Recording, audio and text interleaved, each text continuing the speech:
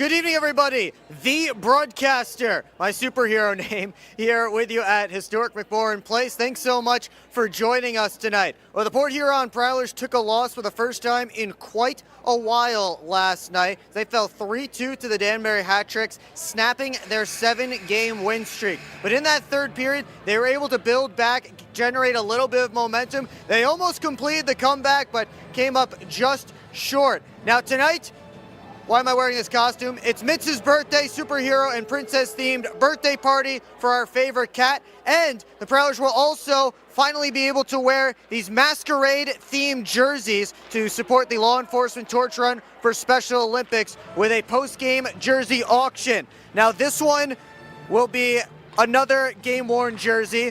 You say broadcast-worn jersey. And we're excited to hopefully raise a lot of money for that. We'll see if the Prowlers can get themselves some goals and get back in the win column when we'll have much more on the pregame show next. You're watching Port Huron Prowlers hockey on the PHP Network. Welcome to the new era of Prowlers hockey. New owner, new store, new horn, fire, projectors on the ice. Yeah, this isn't your dad's McMorran experience. This is Prowlers hockey. Get your tickets for the show now at phprowlers.com/tickets. Keep up with your Prowlers all season long on social media. Follow us on Facebook at the Port Huron Prowlers, Instagram at PHProwlers, and Twitter at PHProwlers. And you can find more information on our website, phprowlers.com. On Prowlers hockey.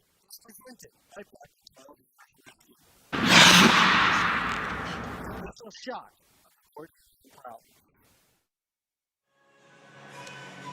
Back here at McMorran Place, mild-mannered Will Wiggleman up here in the broadcast booth as opposed to the broadcaster, who seems like a pretty cool guy and one of the best superheroes that I've ever heard of, if you ask me. But we are very excited for Mitz's superhero and princess birthday night. We're very excited for another matchup between the Prowlers and the Danbury Hat-Tricks. But first, let's take a look back at what happened last night when these teams matched up.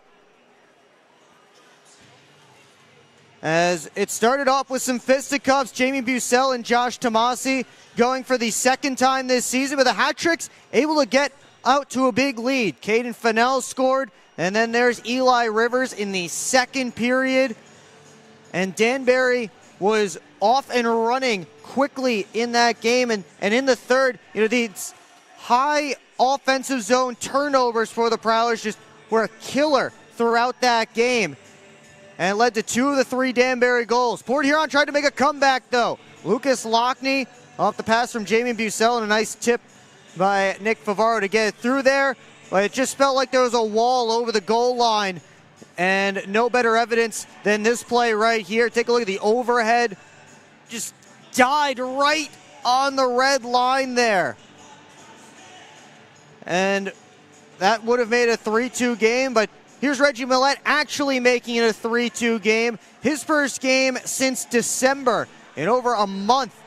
And Reggie Millette with a Dalton J-esque shot to the top corner, high glove on Dalton Jay's jersey retirement night. Prowlers had their opportunities. This is the final seconds, and Kyle Penton comes up with a huge final save on Matt Graham. And that gave the Hat-Tricks the win. So we take a look at the box score, 3-2 for Danbury. First win over the Prowlers this season for the Hat-Tricks as they snap Port Huron's 7-game win streak. Eli Rivers continues his hot start in his time as a Hat-Trick. He now has 5 goals in his time in just 3 games as a Hat-Trick. Take a look at what this means for the standings, and boy, the Prowlers are looking over their shoulder now at the Topeka Scarecrows, just 2 points back of Port Huron after the Crows got the victory last night. And they still have 3 games in hand on Port Huron. Meanwhile, for the Hat-Tricks, they jump back past the Watertown Wolves into 5th place in the Empire Division. Bobcats got a big win last night to maintain their spot in 4th. Let's take a look at some players to watch tonight, and we start over on the Danbury side with Anton Rubtsov, who is on a 6-game point streak, 7 goals, 10 points in that span for Rubtsov, who has really stepped up for Danbury. Rubtsov, a rookie this season, and he's played a big part in the Danbury offense. On the other side, for the Prowlers, they are getting another returner tonight. Ben Brockway and Reggie Millette returned to the lineup last night, and Dylan Marty, who has 3 assists and 2 hits of the week segments on the Prowlers social media channels this season. Just 5 games. He played 3 weekends and got 2 hits of the week. So he'll bring the physicality. You know exactly what Dylan Marty has when he is in the lineup. So you take a bit of a look at what's going on down there on the ice here at McMorran Place. Another great show going on here. When we take a look at here on the broadcast, we'll look at where Dylan Marty will fit into this Prowlers lineup. He's listed as the extra forward here tonight, as Connor Bazal is out. Luke James slides up to Bazal's spot on the second line alongside Jamie Bucell and Reggie Millette. And a little bit of flip-flopping on the back end as well, as Tim Organ and Austin Federley are reunited as a defense pairing after starting last night's game apart. Ben Brockway and Brian Parsons will be the second defense pairing. Of course, Johnson and Favaro stay as the top defense pairing for the Prowlers. Same goaltender tonight as well for Port Huron. Well, the Prowlers and Meyer are partnering for the Goals for Good program. For every goal the Prowlers score this season, Meyer will help donate money to deliver meals to families in need. So far this season, the Prowlers and Meyer have helped deliver over 5,600 meals to families in need. Another epic pregame show with the new on-ice projectors going on here at McMorran Place. Kind of thing that you are missing out on if you are not here in the building every single night, as we are just moments away from these teams taking the ice, the Prowlers and the Hat Tricks, for their Saturday night matchup here from McMorran Place. Prowlers trying to salvage a split out of this one.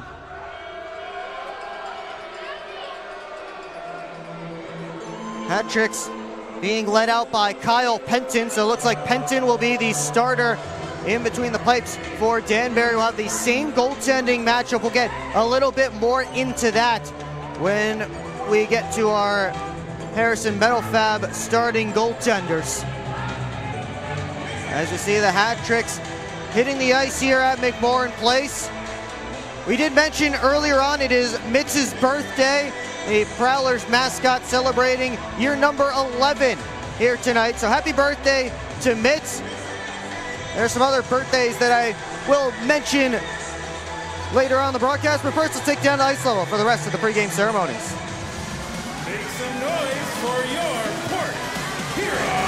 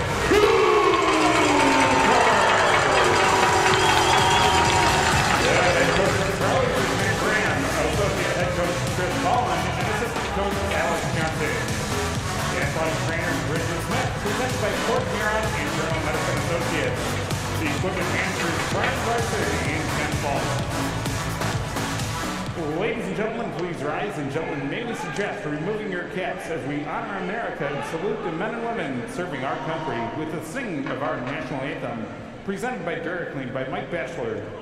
We remind all members of the armed forces and veterans who are present but not in uniform that you may render the military salute. Ladies and gentlemen, please give a warm welcome to Cheryl McCoy. Oh, say, can you see by the dawn's early light what so proudly we hailed at the twilight's last gleaming, whose broad stripes and bright stars through the perilous fight o'er the ramparts we watched were so gallantly streaming, and the rocket's red glare, the bombs bursting in air, gave proof through the night that our flag was still there. Oh, say does that star-spangled banner yet wave o'er the land of the free and the home of the brave?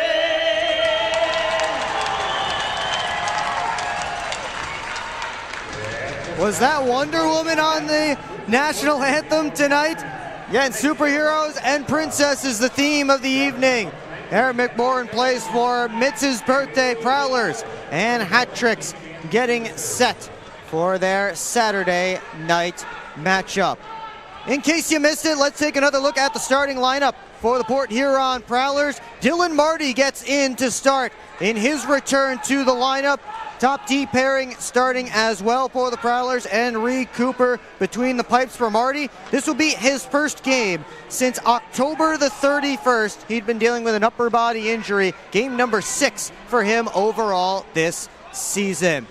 That brings us to tonight's starting goaltending matchup presented by Harrison Metal Fab. Same as last night, Reed Cooper and Kyle Penton. Cooper 18 saves in the loss. That snapped a 5-start win streak for him. Meanwhile, Penton 38 saves last night. Now moves to 1-1 against the Prowlers this season.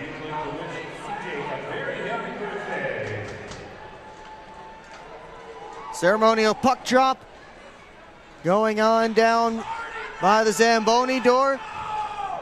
Is that Slash from the Motor City Rockers hanging out down there? Glad to see Slash is staying busy with his team Dormant, or as I like to call him, Snowball. Any Motor City Rockers fans would like to come at me for that. I've already gotten some flack for that before. Jamie Bucell having a word with Noah Robinson at center ice right before the start of this game. Robinson hit Bucell from behind into the boards in the third period last night. Started a bit of a melee. We'll see if the Prowlers make Robinson answer for that here tonight. And it will be Bucell who gets his own retribution.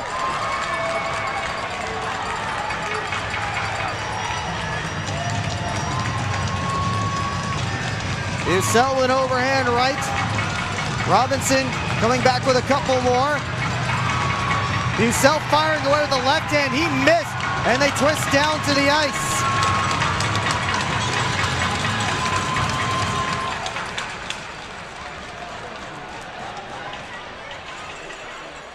So fisticuffs right off the opening drop, and again, that after the hit last night by Robinson on Bucell, and Bucell took the matters into his own hands here tonight.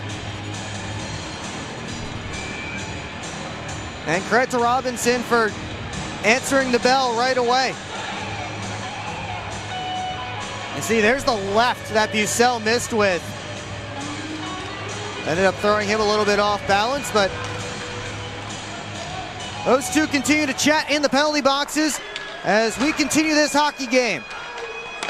Long range shot by Caden Fennell, who scored the first goal of the game last night. Puck eventually covered by Reed Cooper. And he'll get the whistle and the face-off. Fennell now on a 4-game point streak after his 3rd of the year in last night's game. He's back to playing center again tonight, although listed typically as a defenseman. Through the 5 games that now number 6, the Prowlers have faced the Hat-Tricks. See him play both forward and defense. Here's a pass to the middle of the ice. That was knocked away. Jamison Milam slid it right up the boards. Alex Johnson got it back deep. Fennell tried to toss it around, ended up in his skates. James digging away. Popped out to the middle of the ice, and Rubtsov tosses it in Belfay's direction. Hat-Tricks clear. Johnson for Favaro as Port Huron finishes up a change. They have Matt Graham's line out now. Lockney for Hakala, streaking in and rising shot over top of the cage, caromed off the glass. Graham, touch pass for Hakala. He's by himself, 1-on-3. Nice move by Hakala, and he couldn't get a shot off as Mavali swung the stick on that puck.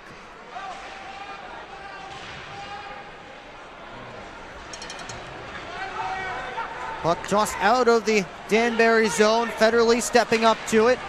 Gets it up to Lockney. He sends it in deep. Sasinski chased by Graham. Both of them overskated the puck. Mavali comes up with it. Parsons retrieves back at his own end on his first shift of the night. Ben Brockway lost an edge. Still trying to work it deep. Did squirt into the Hat-Trick zone. Brockway off the boards and down deep.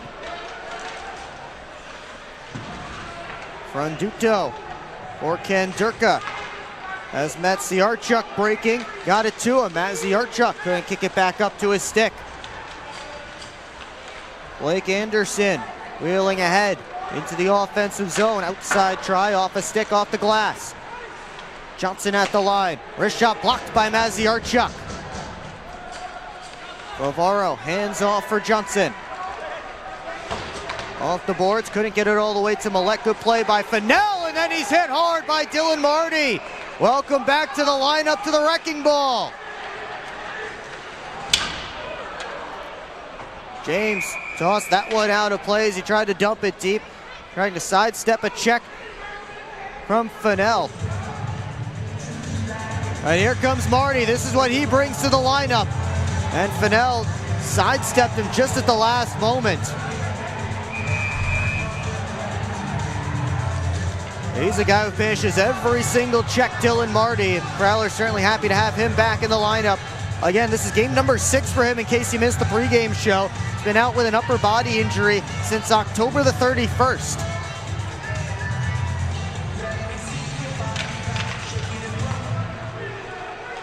Austin Belfay to Rubtsov, who tips it in deep. Rubtsov scored the game-winning goal last night to extend his point streak to 6 games. Here he is down the half wall. Trying to drop it back to the point. Milam shot deflected. They score. I think that may have hit Fennell on the way through. Prowlers thinking that was tipped in by a high stick. Right now it stands as the second game opening goal of this weekend for Caden Fennell. Not the shot come through. I mean, Federley and Fennell both have their sticks above the crossbar. See if we can get a good look at it here. Couldn't see it there.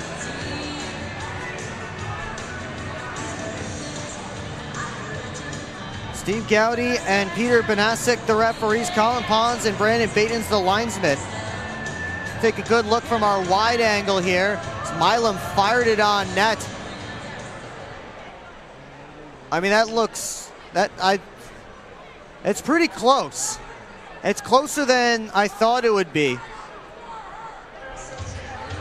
I thought it might have been relatively obvious at the start that it was over the crossbar just by the position of their sticks, but that may have hit their sticks lower down than I thought it did. I think this is our best angle here, the wide view. Question also being, did it hit Austin Federley? In which case it would be Jamison Milam's goal, his first pro goal this season. See Federley and Ruiz, the two captains for their respective clubs, representing their squads at the referee circle. There's Mitz, the birthday cat, hanging out with Slash or Snowball or whatever you like to call the Motor City Rockers mascot. Greeting fans. Always a fun night on Mitz's birthday. You see Peter Banasic in there with the iPad, Steve Gowdy looking on as this review continues. And you know what they say, the longer a review goes, the more likely it is that it might be overturned. Dylan Marty is being escorted over to the locker room by Prowlers trainer Bridget Smith right now. That's certainly of concern for the Prowlers. The review continues at the scorer's table. Less than 3 minutes gone in period one. Fennell scored 2 minutes and 34 seconds into the game last night to get the first one for Danbury. And if this holds up as a goal, as we'll get the decision here, no goal. Knocked in with a high stick, wipe it off the board, and we stay scoreless here at McMorran Place. We'll take a look at John Beerchin and MJ Markle, coaching staff for the Hat Tricks.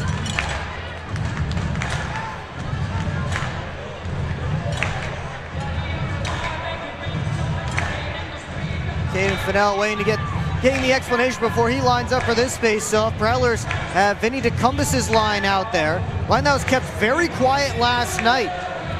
Bobby Price lost his 6-game point streak. Blake Anderson lost his 7-gamer in last night's game. A line that's had so much success since they've been put together over the last month or so. And now Anderson knocked down by Fennell, and this will draw a brouhaha. I believe that's Price giving a face wash to one of the Hat Tricks.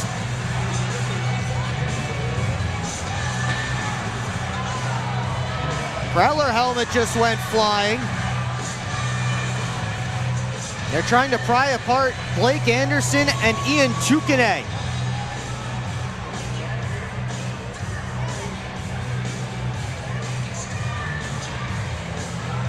Tukane headed over to the box. Surely Blake Anderson will be joining them, or will be joining him there. You see Fennell just with the extra shove there. It looks like Tukane had his stick in Anderson's legs too, so a bit of a twofer there. And it was Anderson actually with that face wash on Tukane. So he went right back after him. Looks like we'll have some 4-on-4 action.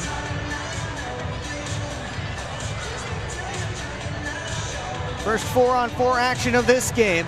Just over 3 minutes gone. Brian Larson, Prowlers equipment manager, wearing the suit tonight because the Prowlers are wearing those law enforcement torch run for Special Olympics jerseys. He said he wasn't going to do it because he already had worn the suit and was the honorary coach during the law enforcement torch run night earlier this season. But with the jerseys here in town, the players told him they really wanted him to wear the suit. So he threw on the suit, he threw on his Special Olympics gold medals, and he's back there on the bench. Reggie Millette, who scored in his return to the lineup last night, enters the offensive zone and looks for an option. Slid it over to Favaro, but the puck just escaped the blue line. Now Favaro wheels right back in. His shot punched out by Penton. Austin Belfay chipped it ahead. Rupsov heading after it. Barely played it away off the boards, and up comes Lockney with Graham.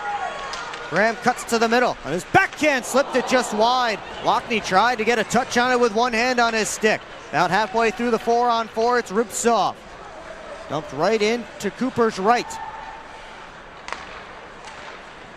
Lockney walks to the middle. Gets in. Lockney, nice move. Lockney's shot fought off by Penton.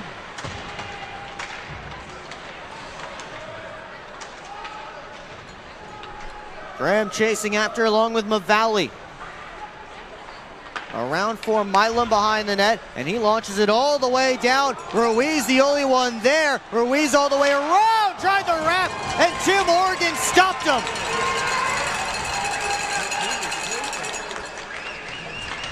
Tim Morgan came back to that near post and robbed Johnny Ruiz.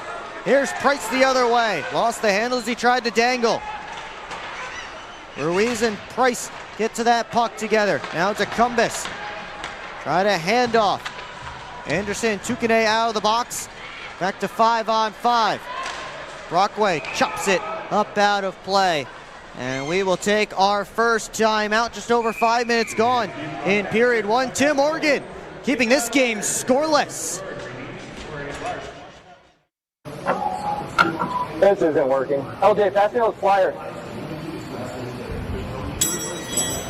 No look behind the back pass. It's a whole play. I'll take. Come on. Gap up. Close the gap. Close the gap. What are we saying? This isn't working. We need a shift change. Let's bring in the professionals.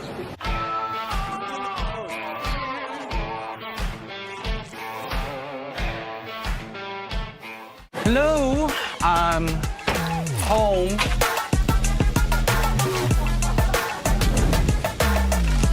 There he is. What is happening? Relax. We won. They brought back the snack wrap. Spicy or ranch? Spicy. Yeah, go. Yeah. Just one little bite. Can you stop? Oh, sorry. Gather your crew. Snack Wrap is back.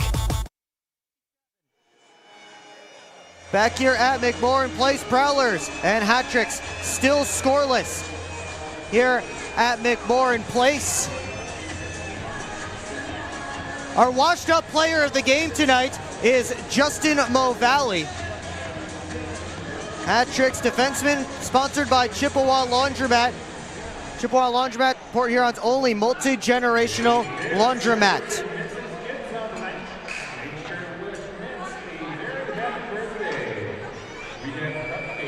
Mavalli looks like he'll be out there for this face-off. The 28-year-old has played for 4 different teams in his FPHL career: Carolina, Delaware, Athens, and now Danbury. Split last season between the Hat-Tricks and the Rock Lobsters. 4 points in 30 games last year. Is 2 assists in 28 games this season. Still does not have a pro goal, does Justin Mavalli. More of a defensive defenseman. He's paired up along with Ian Tukane, and he has the puck now. Mavalli claps it off the linesman. Sent right out in front. Nobody home there. James or Bucell. Now James in the corner, swings it around near side, cut off by Tukane. Maziarchuk skates into it. Had an assist in his pro debut last night. Heading back after the puck with Austin Federley. Those two tie up in the corner. Bucell takes the puck and got it up to Reggie Millette. Shot off the backboards. Graham hustling in off the bench. Couldn't make a play on it. Here comes Franduto. Dropped for Fennell. Tried a quick shot off a Prowler's stick. Stays in play. Lockney. Over to Hinkala. The shot punched out by Penton. Oregon trying to settle down the bouncing puck. He'll have to retreat to the neutral zone. Milam and Lockney chase behind the Danbury net. Hakola cuts it off on the far side boards. Around behind to Graham. Center looking for Lockneo's cut off by Fennell.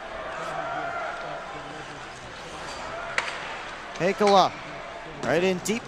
Blockered by Penton.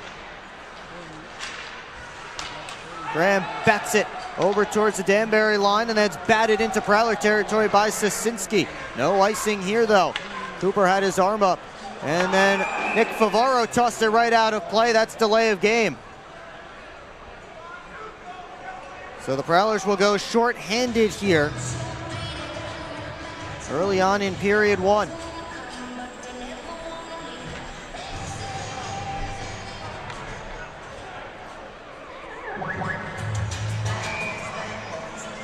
Hat-Trick's power play was 0 for 4 last night. Prowlers PK up to 5th in the FPHL now at 81.7%.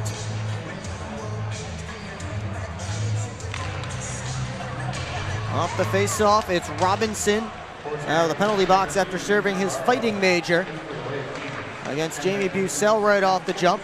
Now here comes Bobby Price, short-handed. Price steps around Robinson. Price off the post! Bobby Price can fly, and he can score short-handed goals. He's gonna try again.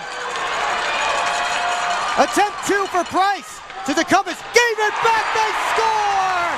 Tic-tac-toe!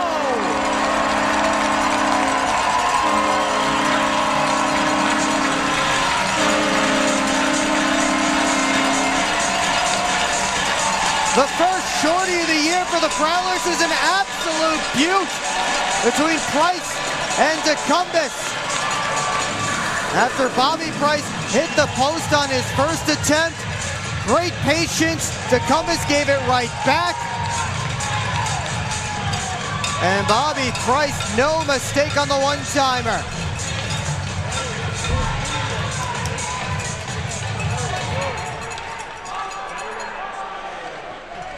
Hat-Trick's power play continues. Again, that's the first shorty of the year for the Prowlers as Cooper forced to make a save on a deflected shot right in front.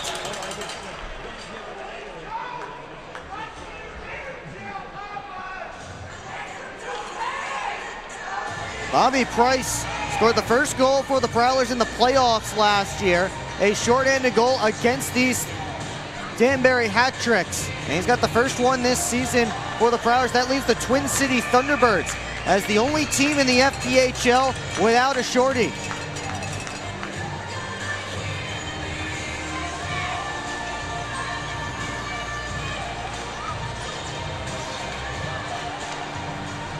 th goal of the year for Bobby Price.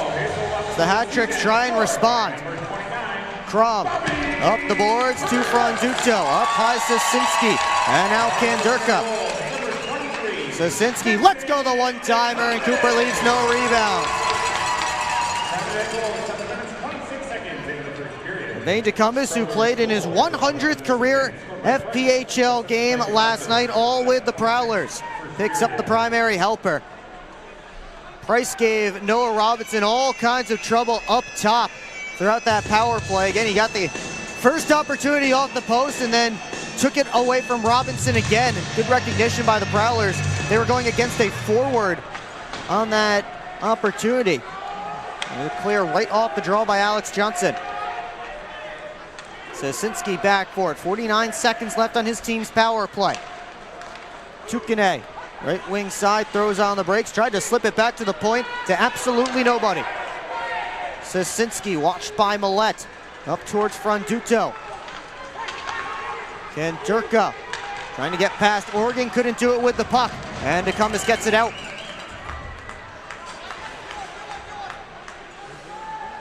Sosinski waiting behind his net. Favaro standing, he still has 20 seconds to hang out in the sin bin. There's Robinson. Trying to center out in front. Cooper able to clip the glove on top and get a whistle.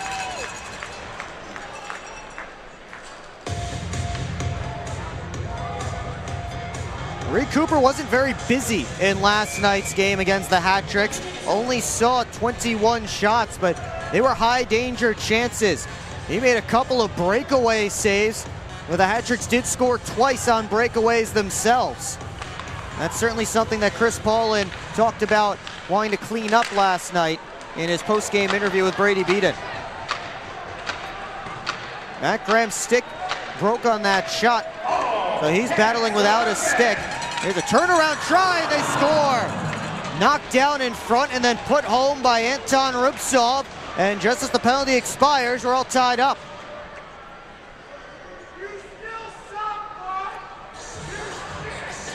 Rubtsov got to the net. He was able to get a stick on the original shot and then tuck it home as he beat everyone back to the front of the crease.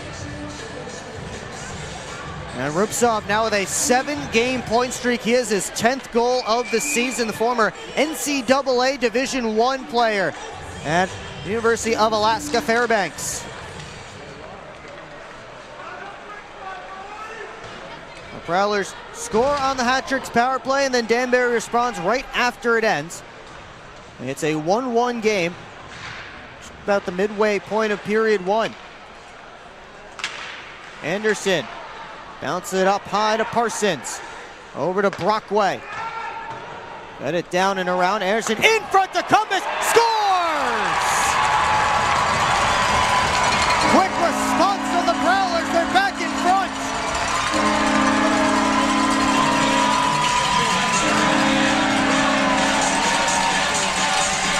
How about a goal and an assist already in this one for Vinny DeCumbus? And a nice pass there from Anderson, caught Penton hugging the wrong post. And DeCumbus able to force that one over the line before Penton could get his pad back. We'll get a great look at it here. Just slipped through. Goals coming fast and furious. Here's Robinson trying to answer once again. Kanturka. Sasinski straight away. Shot fought off by Cooper. Morgan gets the red line. Cross corner dump. Millette hustles after it. He's surrounded. Bucelt takes the puck. Down below the goal line to Millette. Popped it back out looking towards Bucelt. Says escapes the zone. Favaro off for James. Shot for Millette, right on goal, gloved and held by Kyle Penton. Goal after goal after goal. Early in period 1, it's a 2-1 Prowlers lead. We'll be right back here on the PHP Network.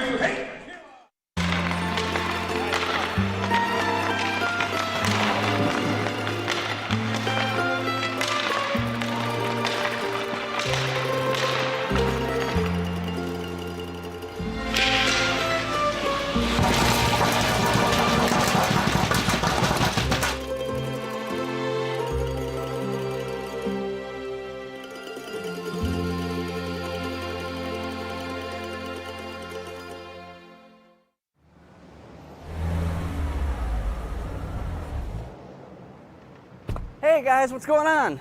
Hi guys, we just stopped at Industrial Park Marathon to get some fuel and some snacks before the Prowlers game at McMorran. Nice. Yeah, we just stopped by here at Industrial Park Marathon so I can get a Slurpee before the game. Wait till after the game. If the Prowlers score 3 or more goals, Slurpees will be free. Thanks for the info. I'm going to get my Slurpee after, but we'll see you at the Prowlers game. See you at the game. Go Prowlers! Prowlers!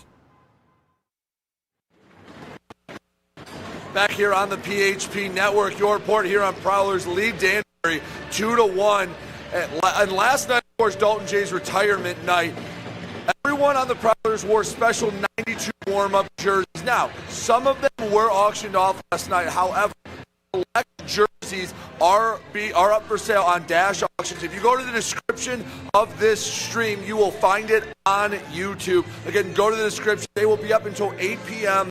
tomorrow if you want to bid on them. And you're saying, guys, why would I bid on it? It's all the same uniform. No, everyone who wore it personally signed it. So if you buy Matt Graham's, you'll get a Matt Graham autograph. Also, well, the be aware of flying pucks, not just for fans. On that Nick Favaro delay a game bounce back almost took me out and had my head on a swivel. Will, back up to you. Heads up, Brady. It's a dangerous job down there on the sidelines. Goals came fast and furious in that recently here.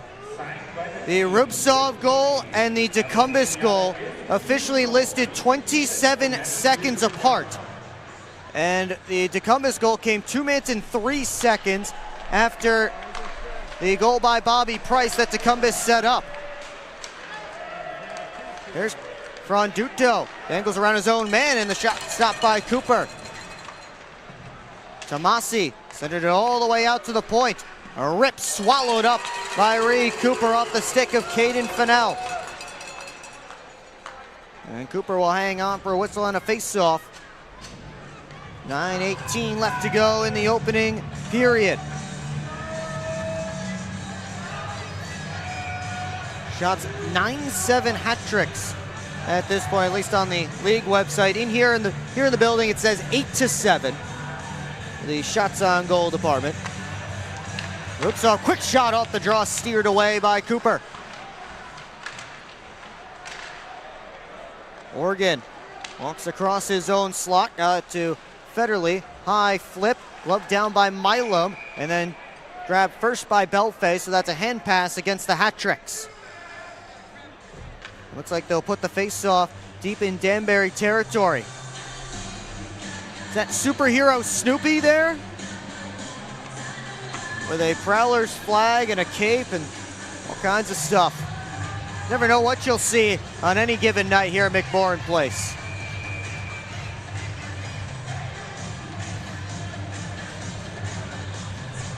Robinson and Bucell in on this face-off. Sosinski wraps it all the way around, and Belfay able to touch it out. Sosinski, first one on it, takes a look over his shoulder. Made it to Mavali.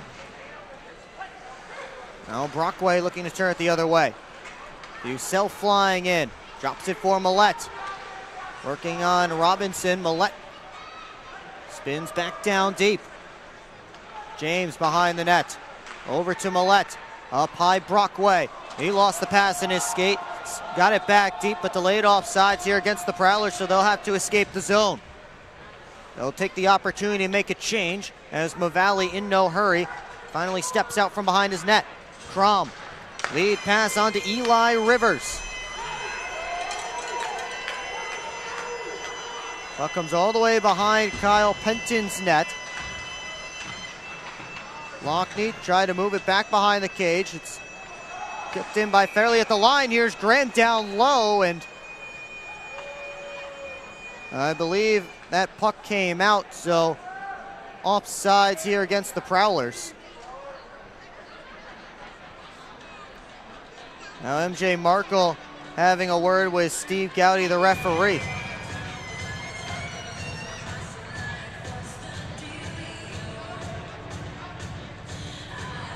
Steve Gowdy shrugging his shoulders as he heads over to his spot. So whatever Markle's request was, Gowdy did not feel like he could fill it. Johnny Ruiz heads up ice, has Crom with him. Ruiz enters the offensive zone with speed, drops the shoulder, and tried to flip it out in front. Came all the way to Tukane. Ruiz again, back pass, was cut off by Federley. Lockney head towards Hakala, skates back into it and gets the puck deep. Tukane pushed it up the far side boards. Rivers looking ahead, got it to Crom. Fired in from the red line. Danbury getting a full change. Prowlers making some adjustments as well.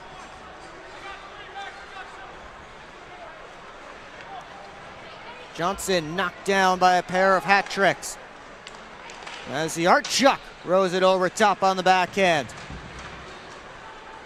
Sosinski wrists it through, stick save Cooper, and it caroms off the back wall right back to him. And he'll cover up for a whistle and a face-off. Under 7 minutes left to go in period number 1.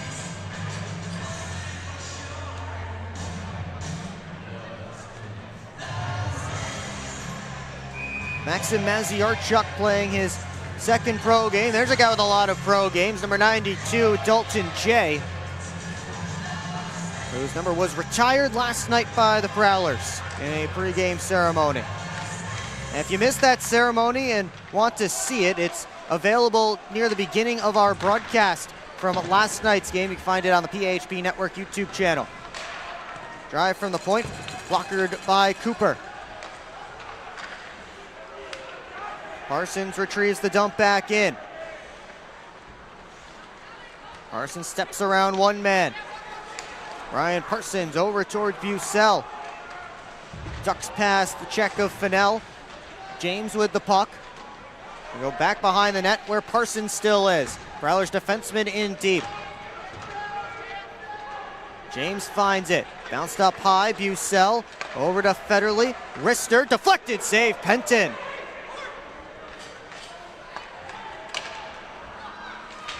Federley. Now up to DeCumbus. Gets the red line all the way across to James. As DeCumbus going to the net, sent it there, and DeCumbus just tipped it wide. Federley. For DeCumbus. Turnaround try, blocked by Fennell.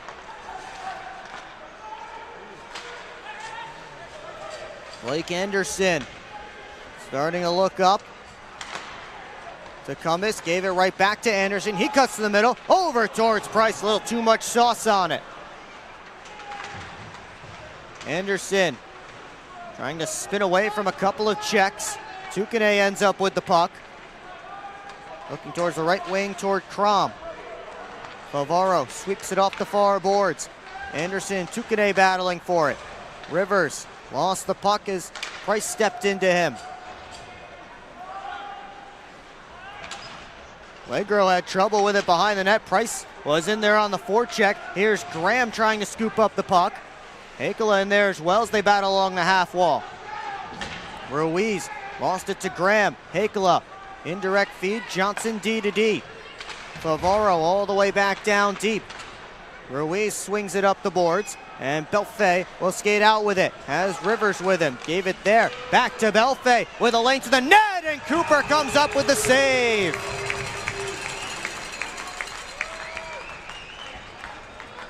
Austin Belfay had a step, but he couldn't pick up his first goal in over a month.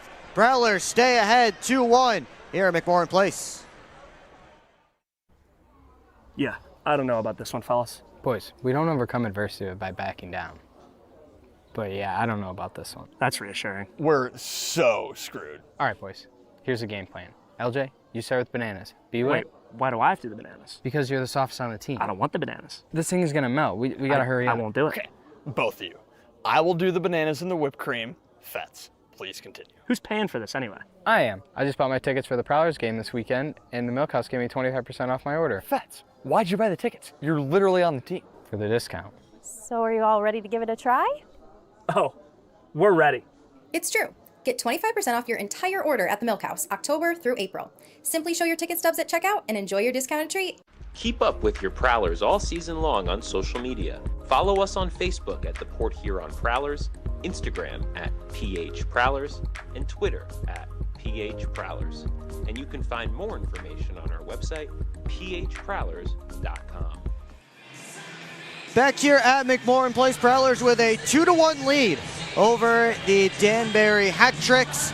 The Prowlers wearing specialty jerseys tonight, the ones they were scheduled to wear a couple of weeks ago for the Law Enforcement Torch Run for Special Olympics game. You might be able to make out the masquerade theme Prowler logo on there. That was the theme they went with this year. And those jerseys will be auctioned off here in the building after the game, and all that money will be donated to support the Special Olympics of Michigan. And again, in case you are new to Prowlers hockey or just don't tune in with us very often, we do have a former Special Olympian on the staff. Brian Larson, one of the equipment managers for the Prowlers, has a few Special Olympics gold medals. He's down there on the bench wearing a few of those medals around his neck. So always a great cause every single year for the Prowlers. And not only will there be game-worn jerseys on the ice, but also game-worn jerseys from up here in the booth. I have my game-worn jersey, and I am wearing it right now, so we can market it as game-worn. There's Millette. Couldn't bring in a pass. Puck sat in front of the crease for a moment, and now it's Belfay. Over to Tukane. Tossed in deep. Parsons spins it all the way around to Millette. Got through him. Sasinski played it off the linesman. Now it's sent in deep off the glass. Cooper out to play it behind his net. Brockway tied up a hat trick. That was Ruiz. And Ben Brockway is going to the penalty box. Watch Brockway coming at the bottom of your screen. Wrap up Johnny Ruiz is used heading after Cooper. Well, Ben Brockway will sit. Second power play of this period for the Danbury Hat Tricks.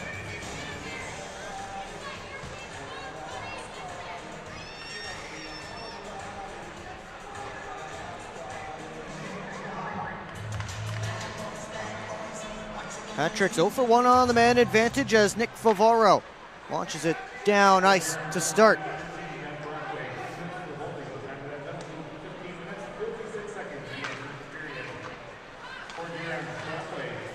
Dumped back in by Danbury.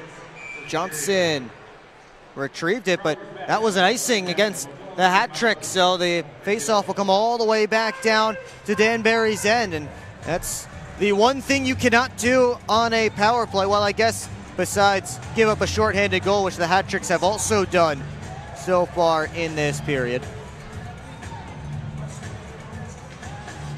Well, the Prowlers will get a chance for an offensive zone draw. And guess what? The two guys who manufactured that shorthanded goal are out there, but Price lost the faceoff. Robinson starts up to the right wing side to Belfay. Got it down deep. Federley getting there ahead of Rivers. Steve Gowey, the referee, went down the neutral zone, which is what the fans are reacting to. Here's a centering pass that Belfay couldn't corral. Belfay, watched by DeCumbis, down to Ruiz. Federley. Ruiz slipped away from him. Came out in front, Belfay to the top. Robinson let it go, missed wide. Federley swung and missed at the carom. Ruiz up to Rupsov. Down low, looking for Ruiz's stick, and they couldn't connect. Hat Tricks continue to pressure. Rupsov down to Rivers, back pass in front, cut off nicely by Austin Federley, and he clears. Port Huron will get 4 fresh killers out with 35 seconds left on the kill.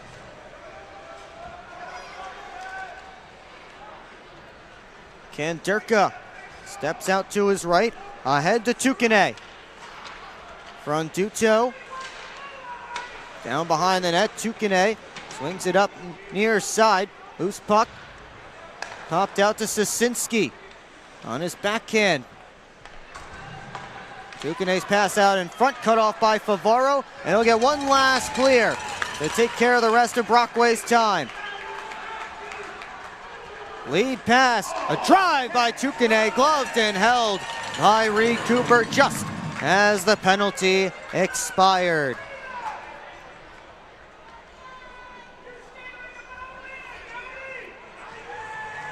Well, coming up in the first intermission report right here on the PHP Network, take a look back at our last coaches show with Vinny DeCumbis. It was a lot of fun. We'll talk about the sauna, we'll talk about Secret Santa gifts, and we also got to meet with one of the newest, youngest, and tiniest Prowlers fans. As Cooper makes another save there. Let's take a look at some storylines from around the FPHL, out-of-town scores, and more. It's all coming up right here on the PHP Network. Coach's show is always so much fun.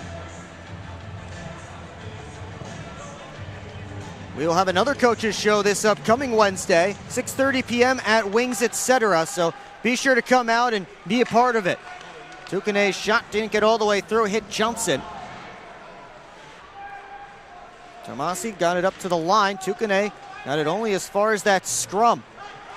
As the Yarchuk right from the half wall, stopped by Cooper, and he hangs on.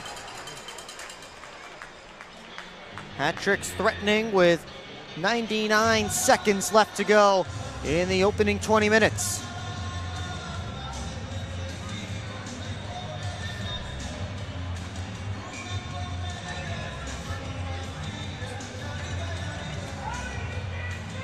Bucell's line out there against Noah Robinson for this defensive zone draw. They'll be tasked with trying to get the puck out of the zone. It's Rupsov, now Robinson, Rupsov again. Tukane to Robinson. He swung and missed at it, and now Millette will get a chance to escape.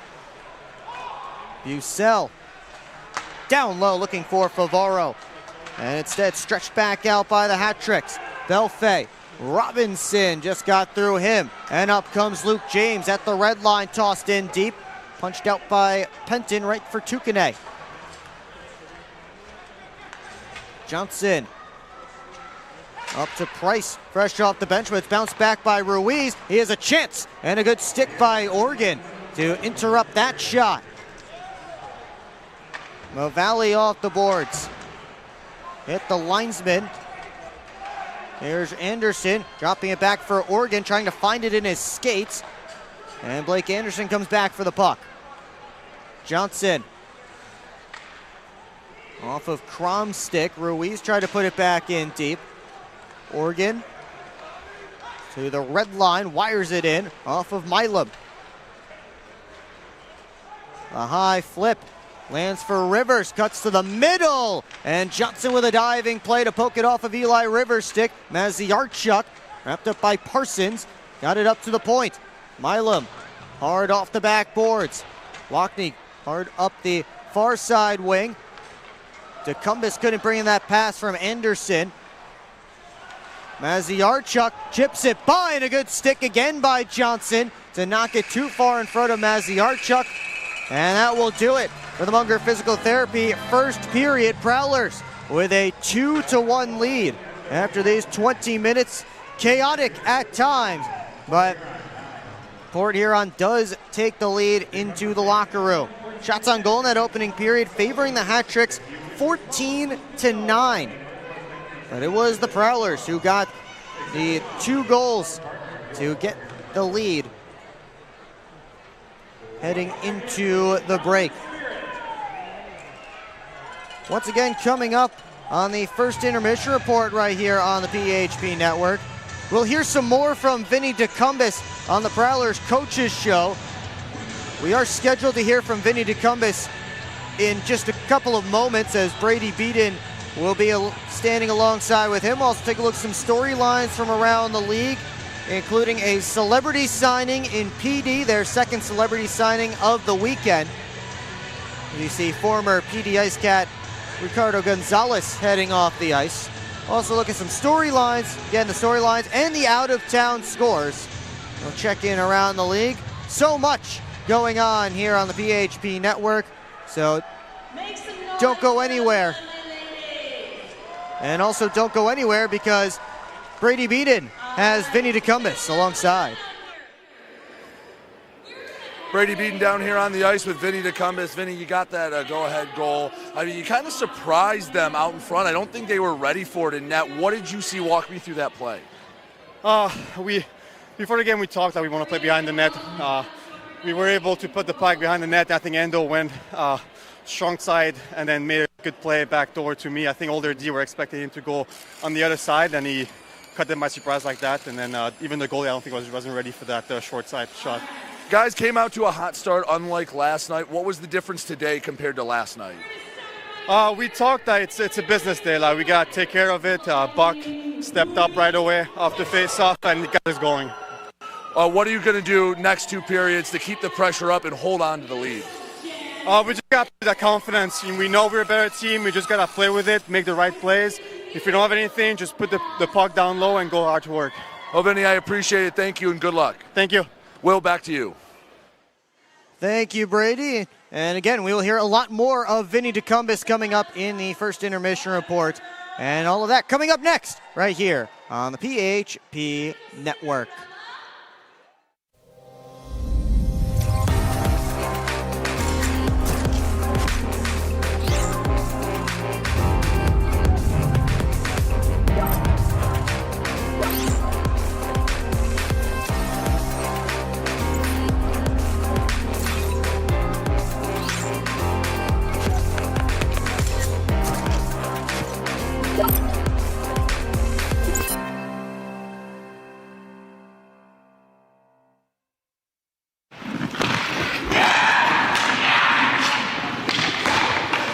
Hockey is like a business. One missed pass can derail the perfect plan. Have Taft Consulting help you get your whole team on the same page. They have the expertise to help you follow through on all your goals. Find out how they can help you today by emailing taftconsulting@outlook.com.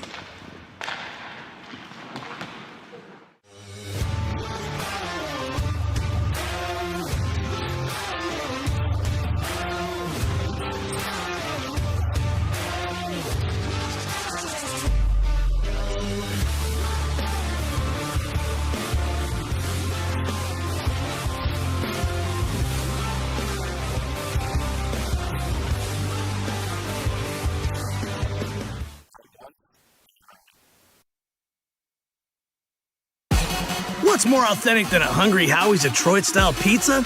Nothing. We're not playing around with the pizza of our birthplace. Thick crust, cheese to the edge, sauce on the top. Where it belongs. We've seen a lot of fakes out there. Not here. This is authentic Detroit-style pizza. Order yours now online for $12.99. We sauce the top and rep for the 313 everywhere. We do bold. Hungry Howie's. Congratulations on your engagement again, man. You know, you should get some life insurance. I never really thought about that. How would I do that? We can help you with that at Zach Egan State Farm. Congratulations on getting married, man. Have you gotten a house? We just got one, actually, yeah. Well, if you want, we can help you out with life insurance at Zach Egan State Farm to cover your mortgage. Is Olin a year old now? He is. Wow. Have you guys got life insurance set up on him yet? I haven't even thought about it yet. Oh. How would I go about that? Well, we can help you with that at Zach Egan State Farm. High five? Yeah, hon, we should have gotten life insurance years ago. Hey, Ken. We've actually got a policy for people your age at Zach Egan State Farm. Give us a call. SMR Automotive Systems is part of the Motherson Group and a proud community sponsor of the Port Huron Prowlers. We are one of the largest manufacturers of rearview mirrors for passenger vehicles in the world, with local plants in Port Huron and Marysville. We strive to support our local communities and have positions available for various abilities and experience. Find out more about who we are at smr-automotive.com. Explore the 140 miles of stunning shoreline along Lake Huron. That is Michigan's Thumb Coast. Discover charming coastal towns, serene beaches, and endless outdoor adventures. Stay at cozy hotels, paddle through pristine blue waters, and hit the fairways along breathtaking views. Plan your perfect getaway at bluewater.org. Back here at McMorran Place, Prowlers and the Danbury Hat-Tricks Port Huron up by a score of 2-1. Well, on the most recent coaches show, Vinny DeCumbis joined us. We talked about the sauna. We talked little Secret Santa. We met one of our youngest fans who was sporting some great merch from the Prowlers team store and got a cameo appearance. You never know what's going to happen at the Prowlers coaches show. Take a listen. Someone whose name starts with Johnny. If Vinny could choose one teammate to sauna, yeah, it's not him. If Vinny could choose one teammate to sauna with for the rest of time, who would it be? Parson, easily. The king. I got to go in there with the king. So I hear you have a new some new attire for when you sauna. I do, from you, yeah. Yeah. That was my Secret Santa gift. Yeah. Little sauna hat. Yeah. Yeah. Great quality. It works great. Thank you. Yeah. You're welcome. And now you stand out from the group. What did you get? I got a bag of gummy bears. Vinny. Vinny, what's a theme night you think needs to be on the calendar next year? A theme? Like for a yeah, game? Do you have any theme nights you're thinking of? Huh, yeah. That's a good one. I like it. Yeah, I like it from Polly. Stranger Things. Stranger Things? Yeah. Oh. I don't know if it's still going to be a thing next year, but yeah, maybe we can add this one up for this season, yeah. There was a 20-minute conversation in the office between these two, and I think Paulie and Graham were involved in it about Stranger Things conspiracy theories. Did that episode you thought was going to come out tonight, did it come out? Not yet. 40 minutes. 40 minutes? 38 minutes, actually. It's going to come out. I believe. Allegedly, there's I don't believe. another episode of Stranger Things that's going to come out in 38 minutes, according to Johnny and Reddit. Yeah, me and Vinny have been talking all week on the ice at practice about Stranger Things. I'm glad that's what you talk about on the ice. We have a question here at Wings Etc. from Amanda. Who we got back there?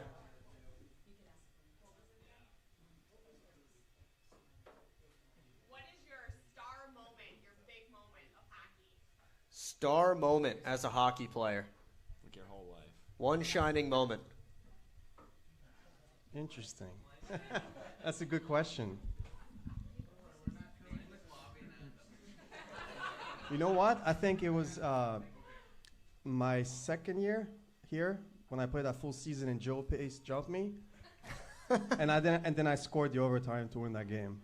So and he got kicked out. So there's my star moment. That's a great one. The Joe Pace return weekend, and Vinny stole the show. Yeah, he had that video tribute that game, maybe, right? Yeah. His comeback to the Port Huron. video tribute. He'd stay on the bench and waved. Yeah. Another question from in here. Same table. What would be your best advice for a young kid looking to be in your position? Best advice for a young hockey player. Like to play hockey professionally, just to play any sports. Like if you like hockey, play hockey, but don't stop with that. In the summer, always have fun, do something else.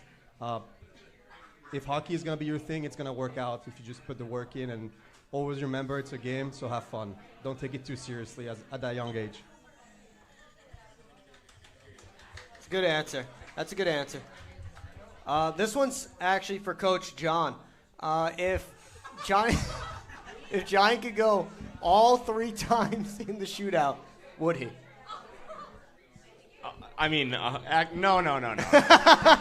He was going to say yes. No, I'd have to He was about to say yes. I'd have to let Fetch shoot.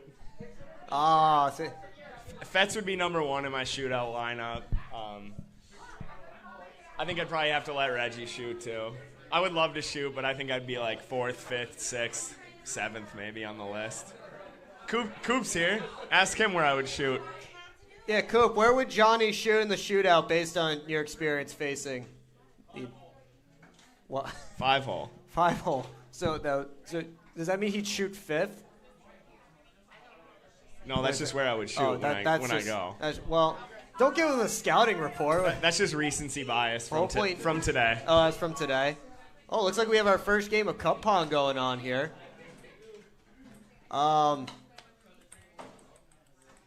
Let's see if Blake Anderson and Bobby Price have what it takes to beat a couple of fans.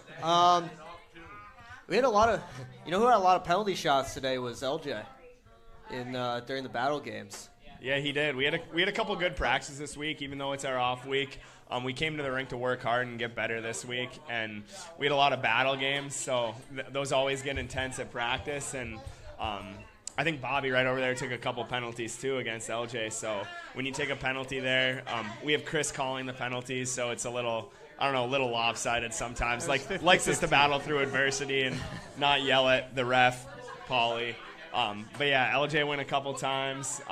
Coop shut the door every time, though. We could have used a couple of those. I'd be a lot less tired today because I had to skate a bunch of times because he couldn't score.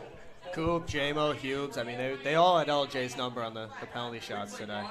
I wish LJ was here to defend himself, but unfortunately. Yeah, no, he had some good moves. Goalie made the save. Let's see. Oh, we got a question right here at this table. We have never had people at this table, so welcome. Off to the left. Our youngest. Is that who asked the question? Our youngest fan. With the Prowlers. Yeah. I heard him yell to bring over Amanda earlier, so I was.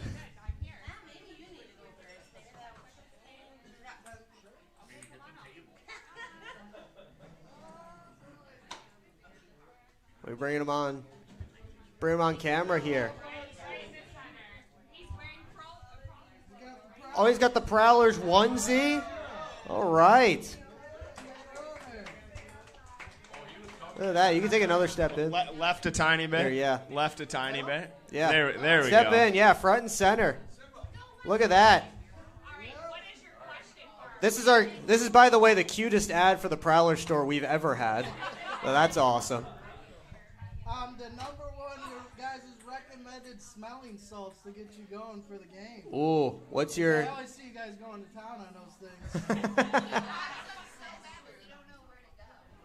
Your recommended smelling salt, I'm not Brent. sure where you get them, but we have a chemist, right? Like one of the referees, a Yes. chemist. And he gets the real stuff. Yeah. I mean, I love the old school like snapper ones. Like you like pop them on the bench. They last for about 30 seconds. Those are probably like my go-to favorites. I think they're called like ammonia inhalants on Amazon. But you can get a couple of good ones in the bottle. I know like Ward's smelling salts makes a good one. That's like for hockey because the cold weather, the smelling salts don't do well in them. And then, so we're in Indiana actually this past weekend, and he hasn't reffed our games in quite a while, but he's reffed quite a years back, probably like 7-8 years. And he's like, I got a gift for you guys. Like I'm gonna bring it out after the first period. So it comes out with a little bottle of smelling salts made by I think another one of the linesmen. But those ones pack a punch. Vinny, do you have any that you like in particular, or you choose whatever's on the bench? Whatever we have on hand, yeah. That Have one you- from the referee have you tried is, though? yeah, it is very strong. As soon as you open the bottle, you smell it. You don't have to be your too eyes close will to water. Yeah. It is. Parsons brought one up that time when he was a color commentator for me when he was suspended. That was fun. You brought it up in the booth with you? Yeah, I love the smelling salts. I need to bring some up into the booth more often. Yeah.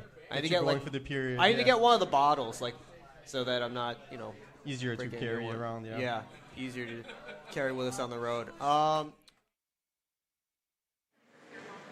And that was Vinny DeCumbis on yet another exciting, unplanned, and unscripted Port Huron Prowlers Coaches Show at Wings, etc. If you want to be part of the next Coaches Show, come out on January the 21st. That is this upcoming Wednesday when we have our next Coaches Show, 6:30 p.m. at Wings, etc. It's located on Quay Street in downtown Port Huron, right on the banks of the Black River. Come hang out with us. We'll have a coach, we'll have a player, we'll have a lot of fun. You don't know what's going to happen. That's scary for me as somebody who would like to keep his job here, but we do have a lot of fun. And again, things can go very, very much off script during these shows, so be sure to come out and see it live. Again, 6:30 p.m. at Wings, etc. You'll get a discount for wearing your Prowlers gear at Wings, etc. And you can meet some of the guys as well. Prowlers and Hat Tricks will be back on the ice in just a few minutes for the start of period 2. We'll step aside here on the PHP Network. Welcome to the new era of Prowlers hockey. New owner, new store, new horn, fire, projectors on the ice.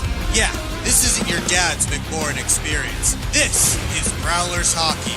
Get your tickets for the show now at phprowlers.com/tickets.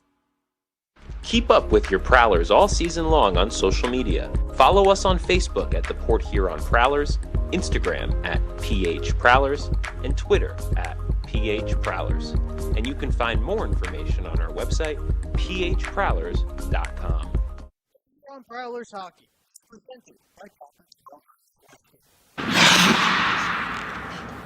shot.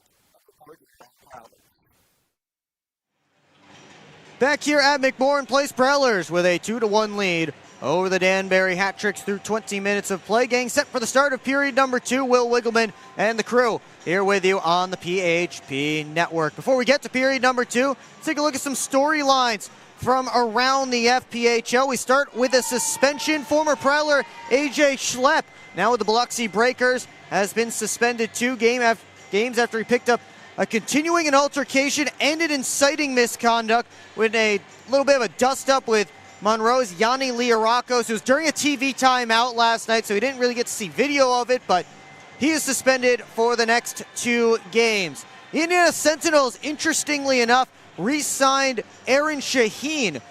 He was released back in late December made an announcement that he was stepping away from hockey to pursue a career opportunity, but less than a month later, he is back with the Sentinels. So some more toughness to that Indiana lineup. PD has signed their current COO, Mike Ronan, to a celebrity deal. Ronan is no stranger to the Fed. He made 2 starts for the FHL's Cape Cod Bluefins all the way back in the 2011-12 season. It's the second celebrity contract given out by the Ice Cats to one of their officers this weekend, as CEO Kevin Boggs got one last night. Of course, your FPHL storylines presented by Thumb Rust Control. Now let's take a look at what's going on around the league with our out-of-town scoreboard. And well, our out-of-town scoreboard features a bunch of games that have yet to start, presented by Love After Hours Boutique and Boudoir. The aforementioned Ice Cats will try and avenge a 4-3 loss to the Athens Rock Lobsters. That one getting started in just a few minutes from Florence. The Watertown Wolves are back home against the Binghamton Black Bears. Black Bears blasted Watertown 8-0 in Binghamton last night. That one starting at 7:30. Also at 7:30, the Bobcats edged the Thunderbirds last night 4-3, and they'll try and go for the weekend sweep. River Dragons got a 1-goal win in Indiana last night. They'll also go for the weekend sweep. And then coming up about an hour from now in Topeka, the Scarecrows and the Zydeco in the middle game of a 3-3. Topeka took the win last night 4-2. Of course, here it's 2-1 Prowlers through 20 minutes of play. The out-of-town scoreboard is presented by Love After Hours Boutique and Boudoir. Use code Prowlers for 15% off at Love After Hours. Now let's turn our attention back to tonight's game here at McMorran Place. Take a look at our game stats from this one. Our Gunther Graphics game stats. It's a 2-1 lead for the Prowlers. They have not gotten on the power play yet tonight, although they were 0 for 6 last night on the man advantage, so I'm not sure they mind too much. They do have a shorthanded goal, their first shorthanded goal this season. It belongs to Bobby Price. And Vinny DeCumbis, a goal and an assist in that first period, led the way for Port Huron. We did see a fight in that opening period as well. The hat-tricks do lead in the shots on goals department, 14-9. They just turned the lights back on here at McMorran Place, and boy are they bright compared to the purple that we had gotten used to during that intermission. Reed Cooper is leading the Prowlers out onto the ice. He made 14 saves on 14 hat-trick shots in the opening 20. Kyle Penton is down the goal crease to our right, and he made 7 saves on 9 Prowler shots.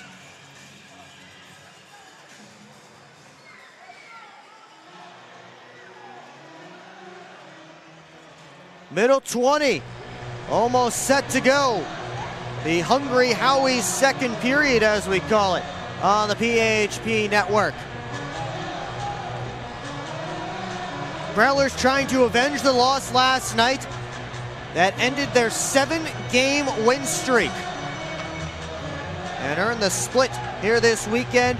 Port Huron has been much better on the back half of back-to-backs this season than the front half. They dropped to 6-7 on the front end of back-to-backs after the loss last night. Prowlers 9-3 this year on the back end. Face-off between Noah Robinson and Jamie Bucell. They dropped the mitts after the opening draw in the first. This time, they'll keep the gloves on and play some hockey as we begin in the second. Bucell around behind the net for Reggie Millette. Trying to escape from Tukine. Got it up top. Favaro, wrister deflected, and Penton made the save. Bucell was coming through the area. There's a shot that popped high up in the air. After Penton made the stop, he batted it behind his net. Tukine had his stick lifted by James. James trying to find that puck in the corner. Got it up to Johnson, who sends it right back where it came from. James gets back to the puck, but couldn't shovel it to Millette. And here comes Robinson with a headman feed. Missed Belfay. And that will be an icing on this fresh sheet against the Hat Tricks. Just 51 seconds into the middle period.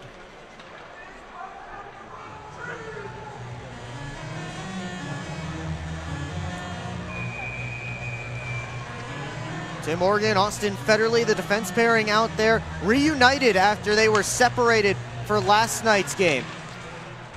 Ben Brockway rejoined the lineup last night. Federley played with him as Oregon's stick failed him on that shot. He'll head off to the bench and Brockway will step out. Funny how that works. Belfay, Rupsov comes hard off the corner boards, popped right out in front, and Cooper covers up.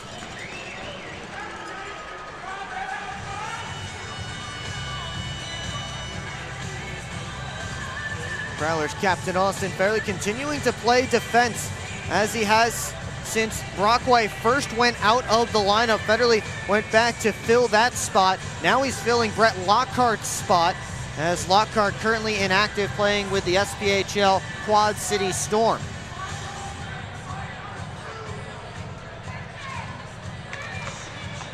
Johnny Ruiz pokes it back to the line. The Valley down and around it goes. Stopped behind the net. Oregon moved it along. Ruiz back down low. It's all the way around this way. Chopped that by Anderson. He got it out. Here comes Price. 1-on-3. Waits for help to the trailer. Looking for Decumbis. That was taken away by Johnny Ruiz. Mike Anderson regains control. Wheeling back. Starts the engines. Oregon. Cross corner dump. Anderson throws the body into Noah Robinson. Loose puck. Parsons claps at it. It's blocked on the way through. Here's a 2-on-1. Rivers looking for Sasinski. Alex Johnson was in the way. Price had it poked right off his stick. And he sent it down deep and around. Bucell taken in by Robinson. And now it's Tukane up to Kandurka. His pass hit Luke James.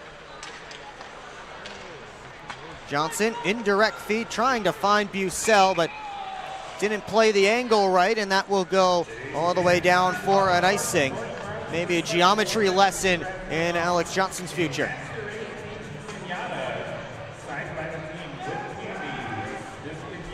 Johnson and Bucell to be communicating there. We'll see what they can draw up off this face-off.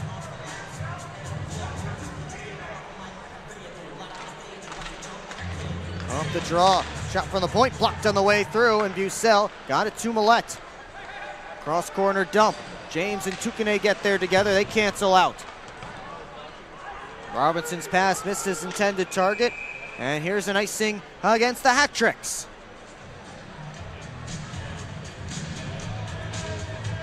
Both teams keen on icing the puck here early on in period 2. Just over 2.5 minutes gone in the middle frame.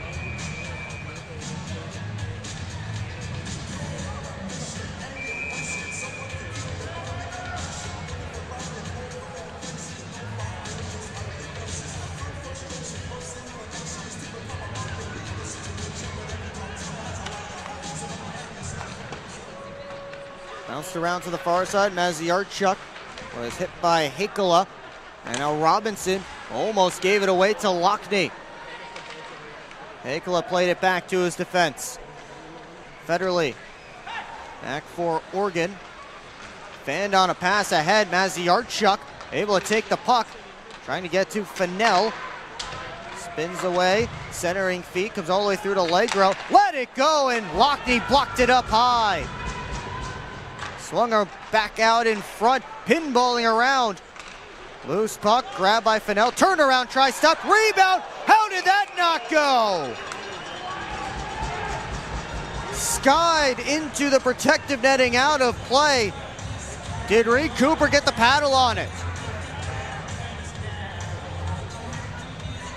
Maziarchuk right there on the doorstep trying to get his first pro goal. And I think Cooper may have gotten the paddle on there and at least helped that puck over the glass out of play. Reed Cooper's never out of a save, as we've seen this season. Prowlers up with numbers. Brockway was driving the net, but the pass didn't get there. Mavalli on towards Tomasi. That missed him. And Franduto looked like he was going to negate the icing. He thought he negated it, but it is whistled down.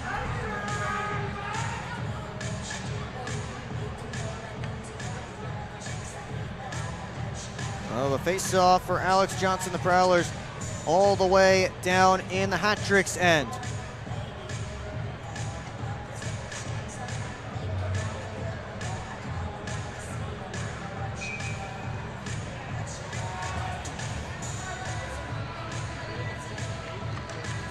Vanel trying to move the face-off forward. Instead, here's Blake Anderson working down the boards. Outside shot glove down by Penton.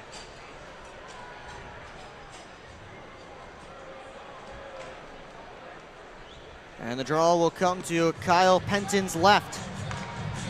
Both teams elect to switch up at least their forwards. Hat-tricks also going with a fresh defense pairing.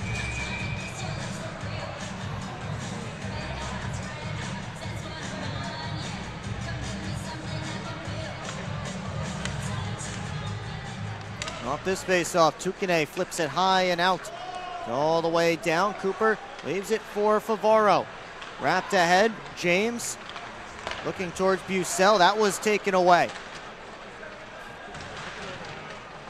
James rips it away from Robinson, who lost his stick in the exchange.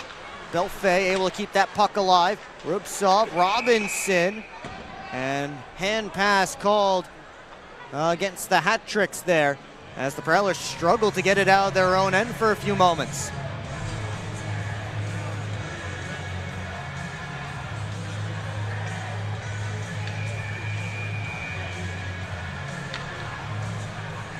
Face off between Bucell and Robinson. Bucell directing Ben Brockway. As Robinson wins the face-off, Sisinski hard off the backboards. Robinson shot, hit a body on the way through. I think that was his own man, Rubtsov. Millette spun down to the ice. Parsons gets it back to him. Reggie Millette couldn't dangle past Robinson. Sisinski spins away. Here comes Sisinski. Big Greg Sisinski trying to push past Ben Brockway, taken down by Brockway. And Brockway's getting a penalty here. Another holding call against Brockway. The Prowlers will go shorthanded for a third time in this game. As I say, Brockway got that free arm around Sisinski. He didn't like the call, but he will have to sit for two more.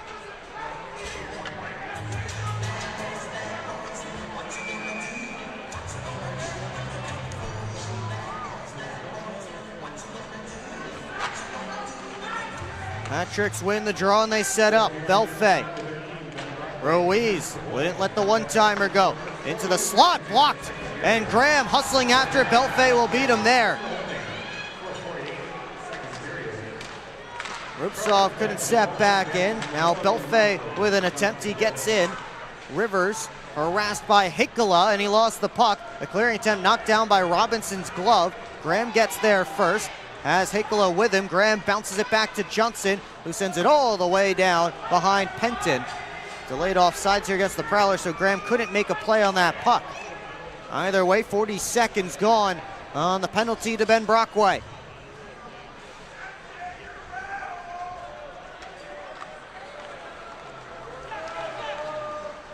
Sisinski up to Tukane. Spins back up towards Franduto, and that pass didn't get to him cleanly. It's as good as a Prowler clear. Sisinski chased by Price. Tukane with Price hunting him down now. Ahead to Franduto. Back towards Tukane. Good step by Federley to interrupt that play. Hat-Tricks having trouble gaining the Prowler blue line. Price tied up with Crom. And the puck kicks back into the Hat-Tricks end. 35 seconds left on a Danbury power play that's done nothing so far. Johnson rips it, but taken away by Crom. And his shot went wide. Sasinski down to Kanderka, walking in. His pass missed Crom. Franduto off of the side of the net. Cooper may have made the save there. Reggie Millette does get it all the way down. And that should take care of the rest of the time on Ben Brockway's penalty. Hat-Tricks getting credited with one shot on goal during that power play. Brockway right at the bench fires it in deep. Graham trying to muscle off Legro.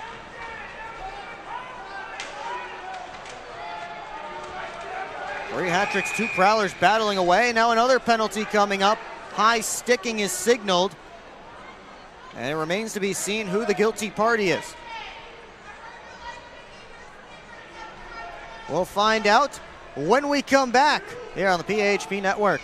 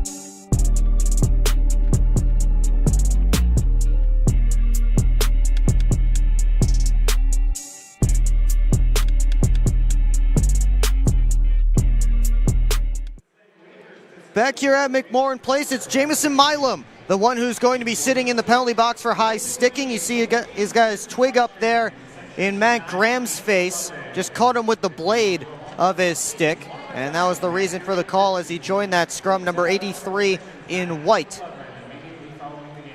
So the Prowlers will get their first power play of the night. They went 0 for 6 last night.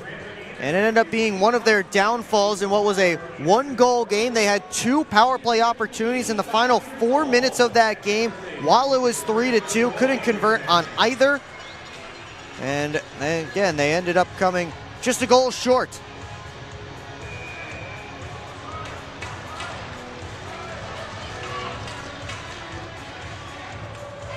Reggie Millette tried to whip a pass across, and here's Eli Rivers short-handed. And he fanned on the shot. Cooper made the save, but Eli Rivers, ever dangerous. Got an opportunity, scored on a breakaway last night. Millette went back across to Price, and now it's Anderson. Rivers working on Anderson, able to separate him from the puck. Anderson gets it back, Bucell cycles it down deep. Price wheels up high. Dropped off for Favaro, now down to Anderson. Anderson looking, down low, Price. 45 seconds gone, this Prowlers man advantage. Anderson looking in front, doesn't have an option. Favaro lets it go, and Penton has it, and he'll hang on.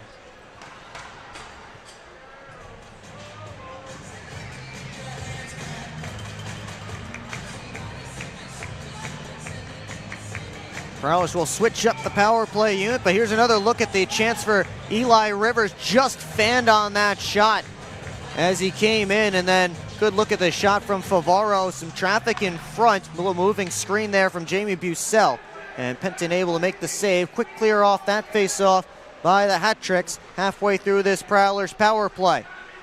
Federally forced out by Belfay. Lockney enters the offensive zone with the puck. Had it taken away for a moment, and Then it's tossed up out of play over the glass. The Prowlers man advantage hasn't been able to, well, at least there, wasn't able to get anything going on that zone entry, but they will get an offensive zone face-off here.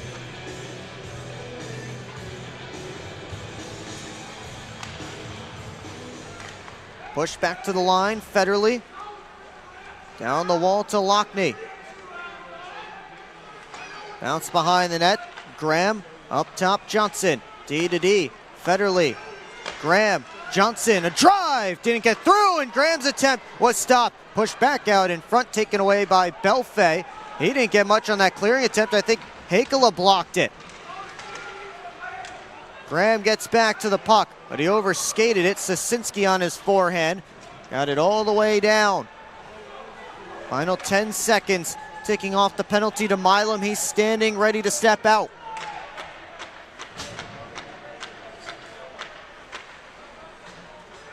Reggie Millette right by Milam, fresh out of the box. Millette drops the shoulder all the way around the cage. Pushes past Legro. Got it up high. Parsons. Shot blocked by his own man Lockney, who has the puck now. His pass out. Found only Milam. Here's Kandurka with a sharp angle try that Cooper's able to steer away. Legro takes a look and he'll wire it all the way back around. Tomasi back for Kandurka.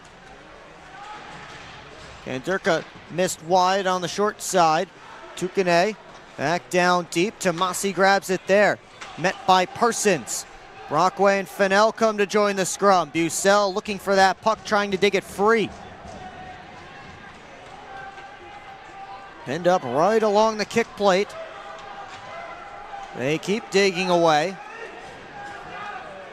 No whistle yet. Steve Gowdy, the referee, now getting nice and close to see if he can find that puck. Tukane comes in to join the party. Still no whistle. And finally the puck jarred loose. Here's Bucell. 3-on-2 for the Prowlers if they hurry. Millette cuts in and he's bodied off the puck. James finds it. Back down low towards Millette. Sosinski had his stick lifted by Reggie Millette. James bounces around to the far side. Oregon pinches in. Got it down deep to James. Millette shoved in by Sosinski. And out comes Fennell. Pass was behind Tomasi. Franduto claps it in deep. Popped out in front. Federle for Oregon. And he'll try and start up ice. Got it up to James. Has Anderson with him. James cuts in. Fanned on the shot. Rivers had his pass land on Tim Organ's stick. And now it's Crom. Dumped it right in on Cooper, and he'll glove it down and hang on for a whistle and a face-off. And Austin Federle challenging Eli Rivers here, seeing if he wants to go, and Rivers seems to have no interest. So we'll take a timeout past the midway point of this hockey game, still 2-1 Prowlers.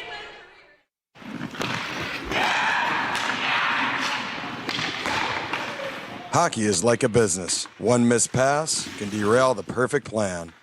Have Taft Consulting help you get your whole team on the same page. They have the expertise to help you follow through on all your goals. Find out how they can help you today by emailing taftconsulting@outlook.com.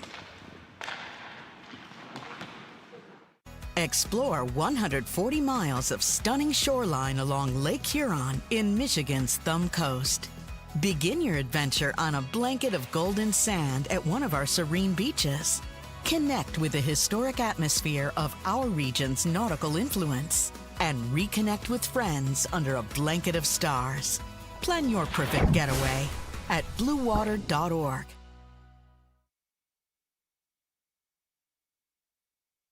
Back here at McMorran Place, Prowlers with a 2-1 lead. Want to give a big birthday shout out to that man in the gold jersey, Bob Roth. Happy birthday, Bob. Also want to say happy birthday to Grandpa Hurley. And how about a shout out to Alan Cook tuning in from Fort Myers, Florida. Thank you to everyone tuning in from around the country and around the world. If there are any other birthdays out there, big happy birthday from us here at the PHP Network. 8:40 left to go in period number 2. It is Mitz's birthday tonight. At least we are celebrating Mitz's birthday tonight. So happy birthday to the coolest cat in Port Huron. Penton had to scramble back to keep that puck from bouncing back in front. Prowlers will get an offensive zone face-off here.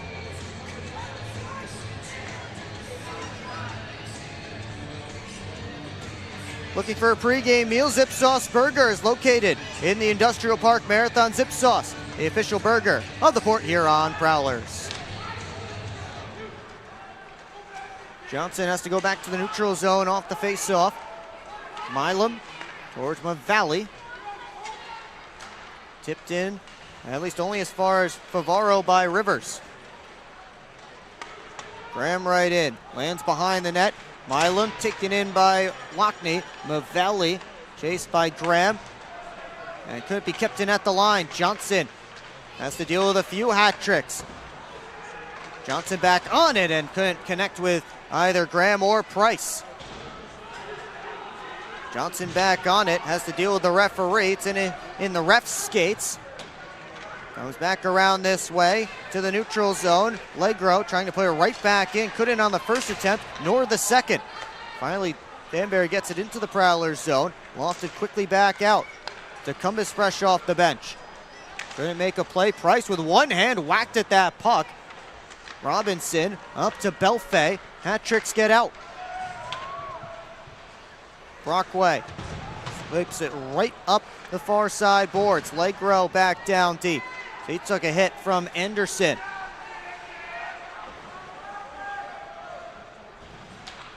Shot from the outside, gloved and held by Reed Cooper. We still have not seen Dylan Marty since he left with Prowlers trainer Bridget Smith back in the first period. This was Marty's first game since October the 31st, playing with an upper body injury, not playing with, out with the upper body injury. He went off in the first period. He did have a collision with Caden Fennell as he tried to catch Fennell cutting across the middle of the ice. They kind of hit each other low as Fennell sidestepped most of the hit. I don't know if that's the reasoning, but that's the last play that we saw Dylan Marty for in this game. Millette gave it across to Bucell, and offsides are the Prowlers as James got tangled up with Robinson. Now Sasinski wants a word with Bucell for shooting that puck just after the whistle.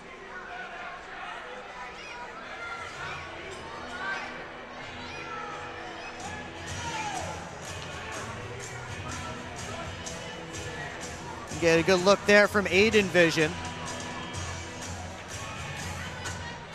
They'll move this face-off outside of the hat trick zone. You see, watch James at the top of your screen. Got bumped there by Robinson. That's very close, actually, to offsides. I thought there is a chance. I didn't see it very well. I wasn't watching, but I didn't see the timing very well. But there's a chance that Luke James may have stretched and almost got there. But they do call it the offsides, and we continue play. Hakela pokes the puck in deep. Sasinski took a hard hit from Graham as he wrapped it around to Tukane. Touch pass on for Ruiz. Tried to give it back to Maziarchuk. That didn't work. Lockney spun all the way back. Lockney hanging out behind his own net. And he'll let Oregon take over. Federley ahead to Lockney. Picked up the right wing side, tried to make a pass across, hit a hat trick. Anderson scoops up the puck. Anderson left it. Lockney on the backhand, rose it over top of the cage. DeCumbus, down and around it goes. Mavali now. He lost the handle. DeCumbus on the forecheck caused the turnover. Here's Price taking a look. He'll walk back up the wall and cycle it down deep. DeCumbus, cycle for Anderson, taken in by Fennell. Price on the puck, Up top to Favaro. Wrister stopped by Penton. Rebound there, and Price sent it wide, just whacking at it behind his back. Kandurka to the middle, and Fennell couldn't make a move. And up come the Prowlers the other way. Anderson drops it off, but DeCumbis had it poked off his stick. Back the other way comes Kandurka, hustling up to that puck, centering feed for Fennell, ended up in the air. It's wrapped out, and Legro collects in the neutral zone. Tukane keeps the puck in on the far side. Tomasi out in front, and the shot from a sharp angle knocked down by Cooper. Here comes Bucell flying ahead, 3 hat tricks back. Bucell dumped it around. Tomasi and James come together. Tukane up ahead, front. Duto gets it deep. Cooper plays it ahead to James. Indirect feed, off the boards and out. Sosinski fires it right back around.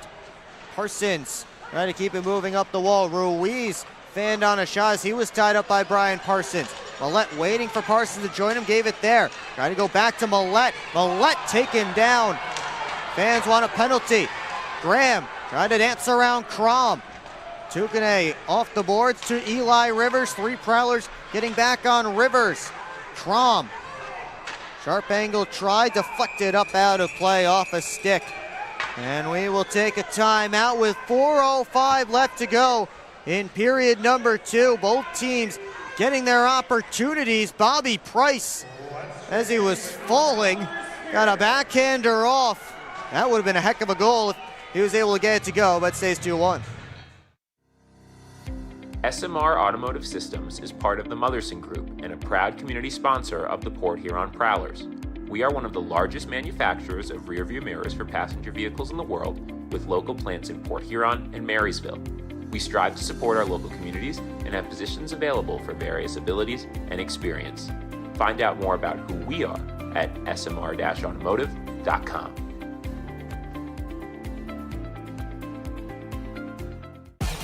What's more authentic than a Hungry Howie's Detroit-style pizza?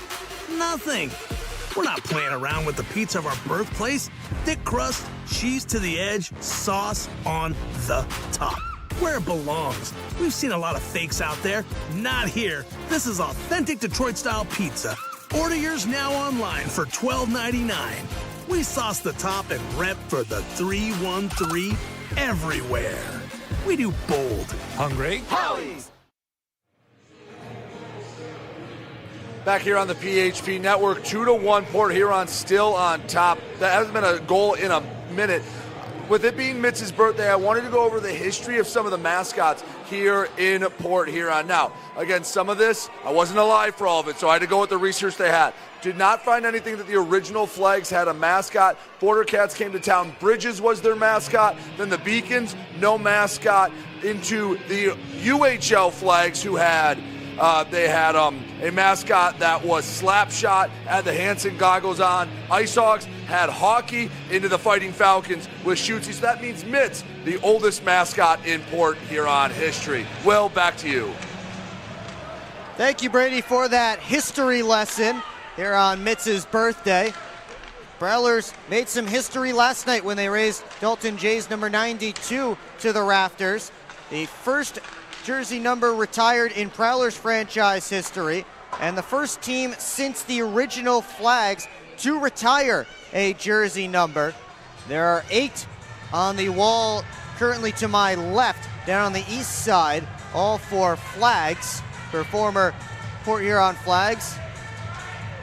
And you see them there, and then down on the other end, now Dalton Jay's number 92 stands for the Port Huron Prowlers. Rupsov trying to head in deep. He was knocked down as he was dislodged from the puck. Johnson pokes it around towards Favaro. DeCumbis makes a move around Rivers, and now he's up with speed. Price drops it off for Anderson. Trailers Johnson, and he missed wide. Penton may have gone a piece.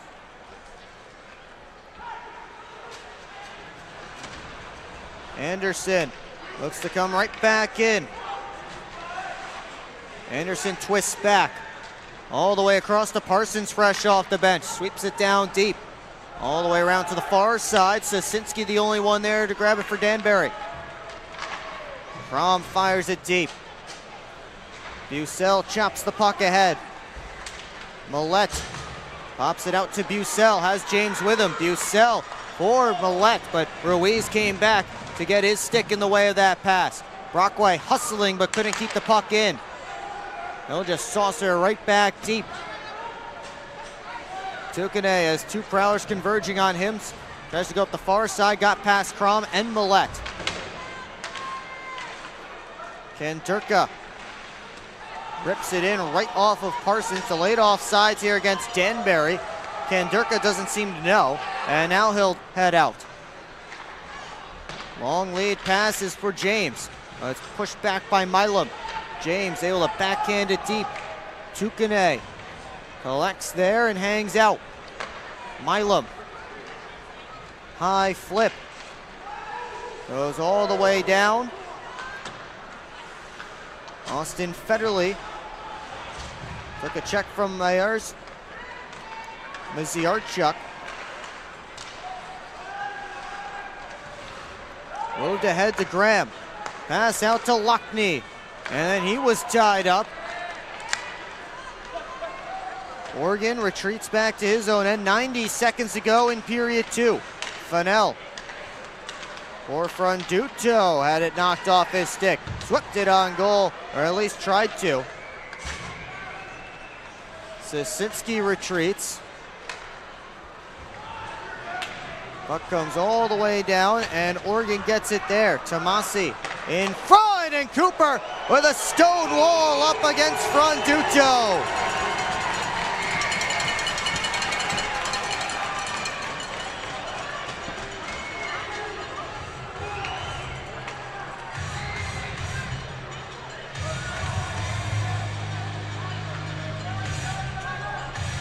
Reed Cooper comes up with a big save to keep his team in front with 64 seconds left to go in the second period.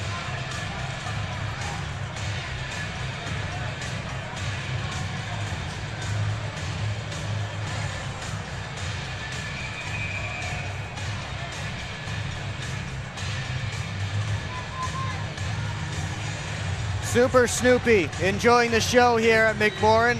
Off the face-off of Valley. It's puck deep centering feed. Cooper, another stop. This time on Fennell. Anderson for Price. Berlin drag shot. His stick broke. Blake Anderson surrounded. Fennell able to chop it ahead, but DeCumbis comes in to help out for the Prowlers. Anderson trying to get back after that puck. Mavali wins the race there. Swept up the boards for Duto, and only as far as Favaro. Back down the wall. DeCumbis with 30 to go in the period. Favaro over to Johnson. Takes a look. DeCumbis in front. Tipped over top of the net by James. Back down low. 15 seconds left in the period. Prowlers still hard in on the forecheck. Bucell turnaround shot, stop, rebound, pokes back on net. They continue to jam away, and now a dog pile on Penton.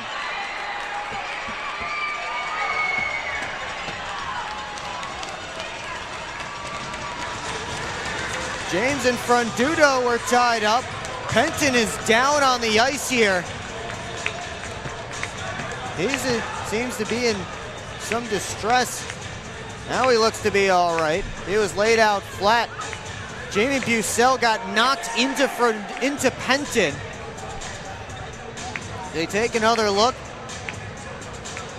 There's the tip by James, just went wide. Some good passing there from the Prowlers, and then Bucell said, I'll take it myself, and then the rebound came back to him. Blake Anderson got shoved into Penton by Mavali. And then you see James and Fronduto battling. See, there's Blake Anderson digging away, and Mavali shoves him into his own goaltender. So really, you can't blame Blake Anderson. Looks like Mavali's getting a penalty here. I think Justin Movalle just became the third hat trick this weekend to try and go sit in the Prowlers penalty box. Milam did it earlier tonight, and I believe there was someone that did it last night as well. The Prowlers will go to their second power play with 7.4 seconds left to go. And what's behind door number 2, Justin Movalle?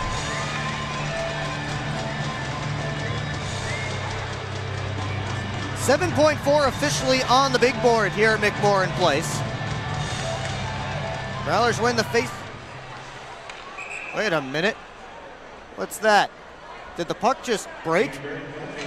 Or the ref drop his... What just happened? Let's see if we can look at that again. The Prowlers won something black to the boards, and then something black ended up in the corner. I think that was the puck. Let's see if we could... The referee dropped his whistle too, and Prowlers started playing with the whistle, and the hat tricks are playing with the puck. I mean, I think they have to put the time back up here on the board. No, watch, the first thing that hits the ice is the puck. Oh wait, no, the first thing that hits the ice is the referee's whistle, and then the puck. Bizarre. Here's the actual face-off drop. There was only 3 seconds up on the clock. They didn't reset it, and that was it for period number 2. What a bizarre way to end the frame. But the Prowlers have 1 minute and 52 seconds of power play time when we come back for the third.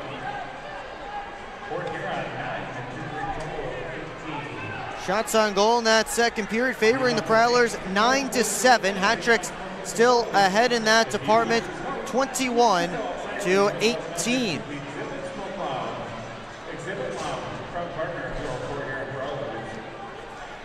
And we have Brady Beaton standing alongside Jamie Bucell to chat about this first 40 minutes so far.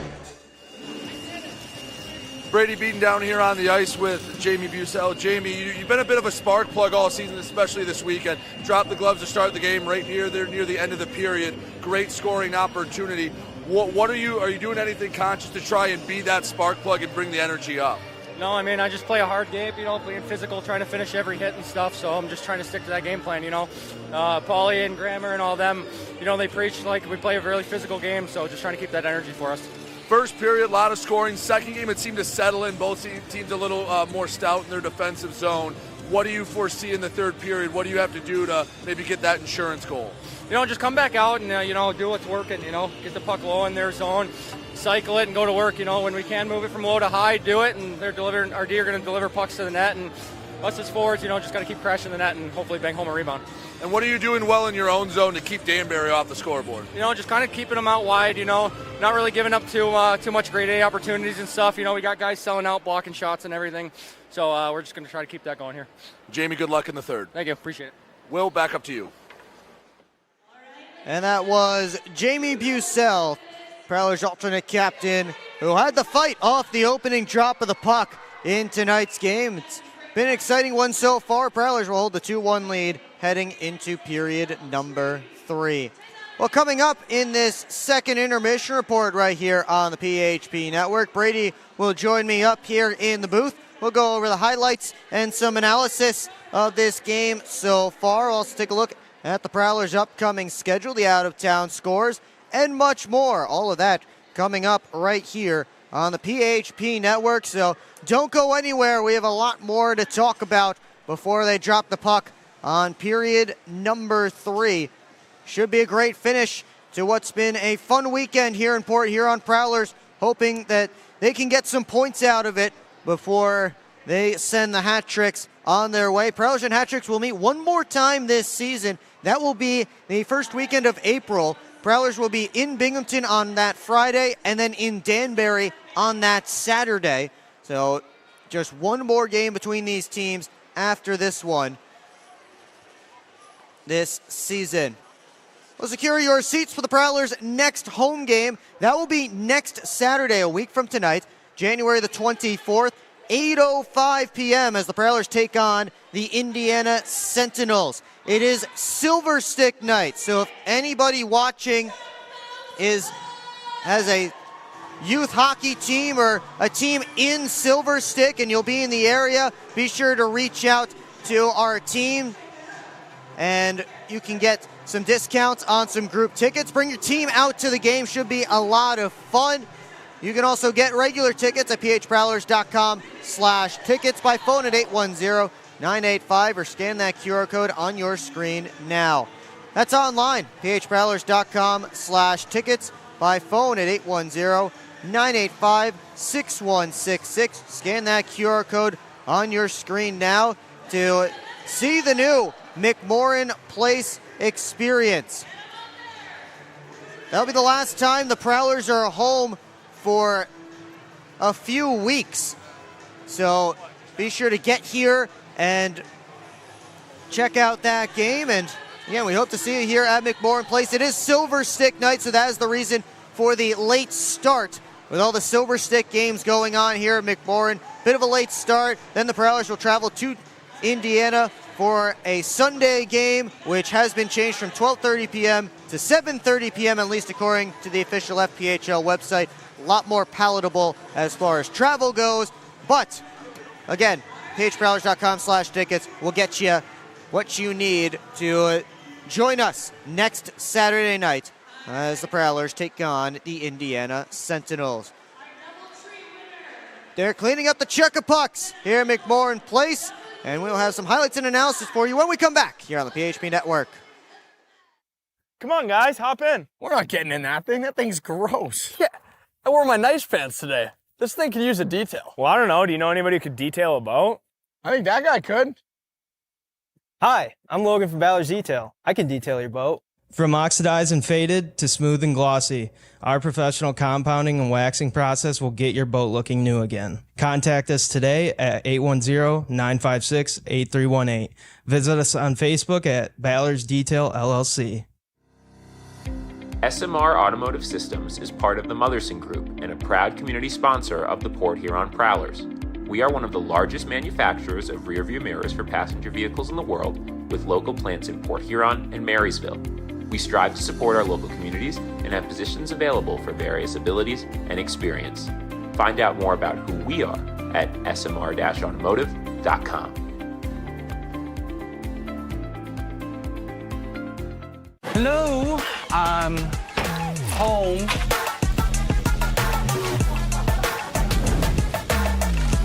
There he is. What is happening? Relax. We won. They brought back the snack wrap. Spicy or ranch? Spicy. Yeah, go. Yeah. Just one little bite. Can you stop? Oh, sorry. Gather your crew. Snack wrap is back. This isn't working. LJ, pass me those flyers. No look behind the back pass. It's a whole play. I'll say, come on. Gap up. Close the gap. Close the gap. What are we saying? This isn't working. We need a shift change. Let's bring in the professionals.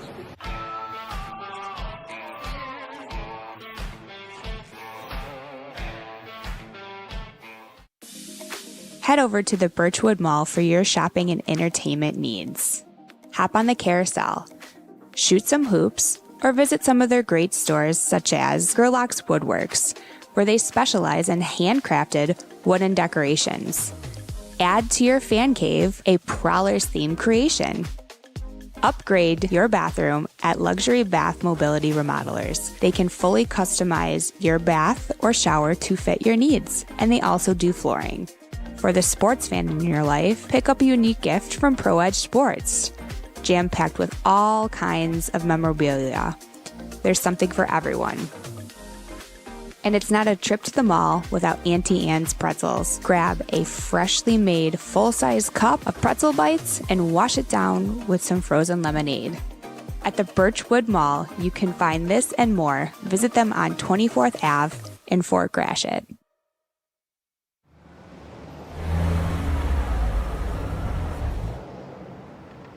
Hey guys, what's going on? Hi guys, we just stopped at Industrial Park Marathon to get some fuel and some snacks before the Prowlers game at McMorran. Nice. Yeah, we just stopped by here at Industrial Park Marathon so I can get a Slurpee before the game. Wait till after the game. If the Prowlers score 3 or more goals, Slurpees will be free. Thanks for the info. I'm going to get my Slurpee after, but we'll see you at the Prowlers game. See you at the game. Go Prowlers! Yeah, I don't know about this one, fellas. Boys, we don't overcome adversity by backing down. But yeah, I don't know about this one. That's reassuring. We're so screwed. All right, boys. Here's the game plan. LJ, you start with bananas. B-Way. Wait, why do I have to do the bananas? Because you're the softest on the team. I don't want the bananas. This thing is going to melt. We got to hurry up. I won't do it. Okay, both of you. I will do the bananas and the whipped cream. Fets, please continue. Who's paying for this anyway? I am. I just bought my tickets for the Prowlers game this weekend, and the Milk House gave me 25% off my order. Fets, why'd you buy the tickets? You're literally on the team. For the discount. So are you all ready to give it a try? Oh, we're ready. It's true. Get 25% off your entire order at the Milk House, October through April. Simply show your ticket stubs at checkout and enjoy your discounted treat. Back here at McMorran Place, Will Wiggleman, Brady Beaton with you up here in the broadcast booth. Prowlers leading the Danbury Hat Tricks by a score of 2-1 through 40 minutes of play. And Brady, it's been an interesting 40 minutes. Again, you mentioned it, talked about it with Jamie Bucell, that you guys that there was scoring in that first period, but then nobody was really able to find the back of the net in the second. Yeah, I think a big part of that is just having after the sixth game against them, having so much familiarity and really understanding what their opponent is. And both of these, especially Port Huron, more defensive-minded, Will. You know that the Port Huron's going to win a lot more 3-2, 2-1 games than 7-6. So I think that's just part of the nature of both these teams and the amount of familiarity they have with each other. And again, you look at those first couple of goals, like it wasn't, I'd say, a lot of defensive breakdowns. I mean, one's a 2-on-1 for Port Huron. The other one, a great pass out in front, kind of caught them sleeping in the crease. So I don't think it's been a lot of defensive breakdowns. In fact, I think today both sides have been actually fairly good in their own end. Yeah, and let's see if we can start taking a look back at these goals. Well, first we'll go back to the start of this game. And you knew something was coming between Noah Robinson and a Prowler. His hit on Jamie Bucell last night, and it was Bucell who decided to take matters into his own hands and get his own retribution. Yeah, I love that move. So, listen, this league, part of it's old school hockey, right? You get things like that. But to settle the score right away, to say, okay, I'm going to come drop the gloves, you're going to come drop the gloves, and let's just settle this right now. It's when it lingers, and that's something that I think actually the Prowlers struggled with, especially during their losing streak, is they wouldn't have done that. They would have taken a few shots at them during the play and cost them penalty kills, where that time it's, hey, you, me, center of the ice, let's get this over with. All right, let's play hockey. And it's actually been, while a physical game, I think that kind of settled the score and reset everything. Speaking of physicality, Prowlers did lose Dylan Marty during that first period. We've not seen him since he went off the ice with Prowlers trainer Bridget Smith, this being Marty's first game since October the 31st, and tough to see him go right back down. Yeah, it's always frustrating, and you never know, but you get the first time back and immediately off the ice. That's when it gets a little disheartening, because that's a long wait, especially you're eager to get back in the lineup, and the last couple of weeks you're probably close. Finally back out on the ice, and not even 20 minutes in, your day comes to an end. Well, Prowlers would get on the board first, and they were one of two teams coming into this game without a shorthanded goal. No longer, as Bobby Price was right after he hit the post. There's his attempt that hit the post. He got another steal up high in the defensive zone, and he's able to finish off the nice back and forth passing from Vinny DeCumbis. But, how about the work from Bobby Price on that PK, not once but twice, giving Noah Robinson trouble up at the top of the zone. We talked about those high offensive zone turnovers killing the Prowlers last night, and tonight they take advantage. Well, that goal is made in a couple spots. You can tell it's chemistry, and it's a lot of time and practice together, because they were right on the same page. Price went to DeCumbis, came right back to Price, and he buried it. And the other thing, Bobby Price just being an athlete there, skating by everyone. That sets up the opportunity, and then the chemistry helped finish it. But the Hat Tricks would respond just after that exact power play expired. get the battle in the corner and then kind of a scrambly play out in front. And that's what I mean. Those 2 goals I wouldn't say necessarily are breakdowns in the defensive end, something that is going to get a coach upset. You know what? Tip your hat to Danbury. They're getting paid to be here too. They win a puck battle in the corner. Now I'm sure that's something Coach Chris Paulin's going to talk about, but they win a puck battle, ends up out in front, they poke it by Reed Cooper. And a big part of that goal, Anton Rubtsov beating his man from the corner back to the front of the net, and Rubtsov actually knocked down the original shot, and he's the one who ended up getting the goal. But the Prowlers responded just 27 seconds later. And how about another point for Vinny DeCumbis? And you talk about chemistry. Blake Anderson knew exactly where DeCumbis was going to be, right in front of the net. Just spun it right there on the tape. And Vinny DeCumbis now with a goal and an assist in this game. Yeah, and they got Kyle Penton sleeping a little bit. I don't know if he didn't know where the puck was or he thought maybe one of his D-men were going to come up and play that, but he's kind of standing in the middle of the crease. Puck is right behind you. You have to be ready for that one-timer, and you know what? Hey, if they're going to give you an opportunity to take advantage of that, that was something that, Chris Paulin talked about in the postgame, not taking advantage of, not dominating the crease. And I know that wasn't a battle on a rebound, but that's a small thing that last night they don't connect. That's not a tape-to-tape pass, or it hits off the post. And tonight, they I don't want to say steal one because that was a great pass, but they catch them sleeping and they make them pay for their mistake.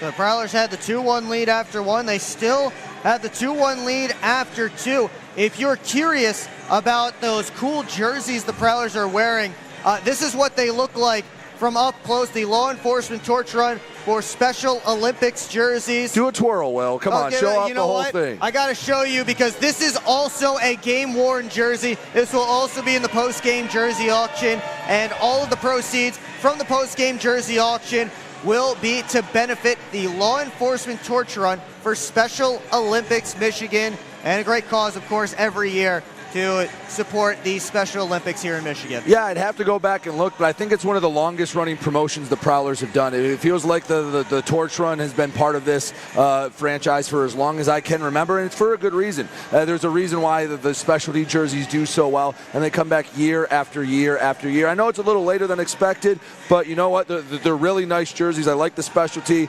I think any fan would be very happy to have one. That's in arena auction after the game, correct? Yes, it is. Here in the arena, although if you do want a worn Prowlers jersey, you can get practice-worn Dalton J jerseys.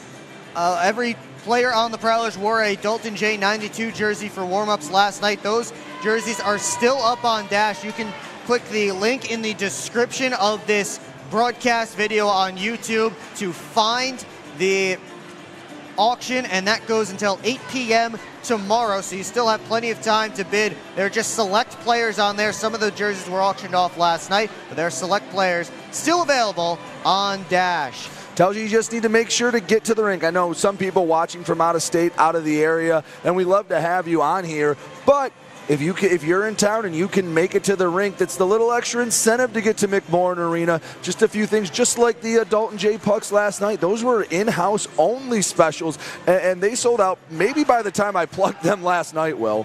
They did sell out quick. Prowlers hoping to sell their fans a few more points tonight. I know, that was a bit of a reach. You know what? There's been worse ones. Bit of a reach. You went for it. You know what? I'll give you credit for that. Made an attempt. We'll be right back with more here on the PHP Network. Welcome to the new era of Prowlers hockey. New owner, new store, new horn, fire, projectors on the ice. Yeah, this isn't your dad's McMorran experience. This is Prowlers hockey. Get your tickets for the show now at phprowlers.com/tickets. Keep up with your Prowlers all season long on social media. Follow us on Facebook at the Port Huron Prowlers, Instagram at PHProwlers, and Twitter at PHProwlers. And you can find more information on our website, phprowlers.com. On Prowlers hockey is presented by shot.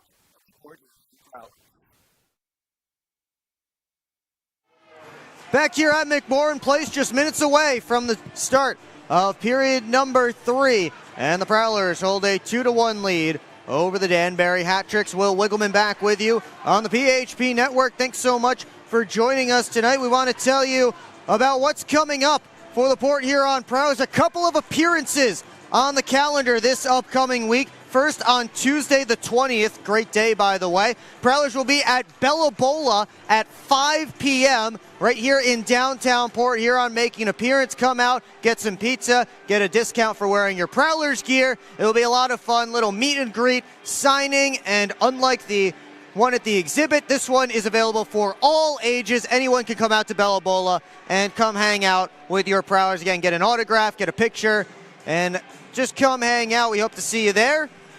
And then we hope to see you at Wings Etc. 6:30 p.m. on Wednesday, the 21st, for the bi-weekly Coaches Show, which will also be streamed live here on the PHP Network. That is always a lot of fun. You'll also get a discount at Wings if you wear your Prowlers gear. So really what I'm telling you is we have your dinner plan set for Tuesday and Wednesday, Bella Bola and Wings, etc. But then the Prowlers are back here at McMorran Place next Saturday night against the Indiana Sentinels, an 8:05 p.m. puck drop. Then they'll travel to Indiana on Sunday, a game that was originally scheduled for 12:30 p.m., which was going to be close, cutting it very, very close time-wise. But the Prowlers, or the Sentinels at least, have changed that to 7:30, at least according to the FPHL website. So that'll be a 7:30 p.m. puck drop. We'll have it right here on the PHP Network. And then next week, a couple weeks from now, Prowlers will be in Watertown for the first time since April of 2023 to take on the Wolves. A couple of 7:30 p.m. puck drops from Watertown. We'll have those here on the PHP Network as well. Let's check in around the FPHL with our out-of-town scoreboard presented by Love After Hours Boutique and Boudoir. And this time around, we have some scores. And we start in South Carolina. The PD Ice Cats have a 2-0 lead on the Athens Rock Lobsters on goals by former hat tricks Alexander Lakov and Jordan Popoff. That one 20 minutes down, nearly 20 minutes down in Watertown. And CJ Stubbs has the only goal there. Black Bears up by 1. Midway through period 1, Bobcats already on the board twice. How about two more former Danbury hat tricks? Dustin Jasso and Zach Ross with the goals for the Bobcats. Still searching for the first goal in Indiana. Final minute of period 1. As the Sentinels lead the Dragons 12-7 in shots. John Werber in goal for Indiana. Tyler Roy for Columbus. And still scoreless there. And dropping the puck any moment now, the Baton Rouge Zydeco and the Topeka Scarecrows from Topeka. Of course, here it is 2-1 Prowlers. Our out-of-town scoreboard presented by Love After Hours Boutique and Boudoir. Use code Prowlers for 15% off at Love After Hours. Turning our attention back to this game, we take a look at the Gunther Graphics game stats. Through 40 minutes of play, it's 2-1 Port Huron. Hat tricks up on shots, 21-18. Teams combined 0 for 4 on the power play right now, but the Prowlers have 1 minute and 52 seconds left on their second man advantage of the night. So still an opportunity to get a power play goal and get all the fans in attendance a free custard from Savvy Sliders. Those are your Gunther Graphics game stats. Hat tricks hitting the ice here at McMorran Place to boos from the McMorran faithful. They are led out by Kyle Penton, who was perfect in that second period. He has made 16 saves on 18 Prowler shots. He gets set down the goal crease, 2 hours left. Prowlers will be coming out momentarily to join them for this third period, and they're led out again by Reed Cooper, who has stopped all 21 shots that he's faced so far. There's a nice look into the tunnel and a good look at those masquerade-themed jerseys for the law enforcement torch run for Special Olympics.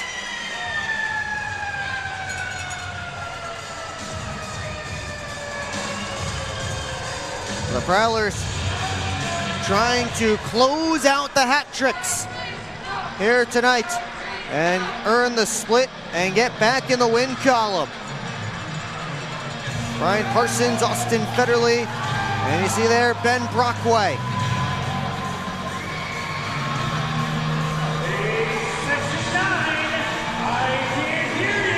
Ray Cooper. Let's stop 21 or 20 of 21 shots for the hat tricks. Back between the pipes. We'll see who might be able to get the first goal of this third period if we do get one.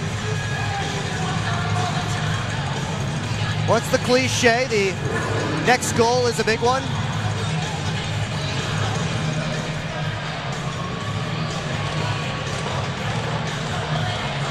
Looks like it'll be Matt Graham's line against Johnny Ruiz's line to start off. Or pardon me, Matt Graham's power play unit against Johnny Ruiz's penalty kill squad. As they still are putting up a rest of the Prowlers power play on the scoreboard. 153 is what they have on there.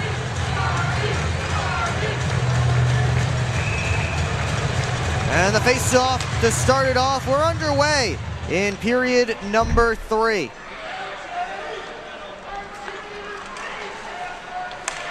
Arttu Heikkila gets into the offensive end, sends it over to the outside. Lockney up top, Federley. Back to Lockney. Federley once more. Heikkila lined up right in front, battling with Legro.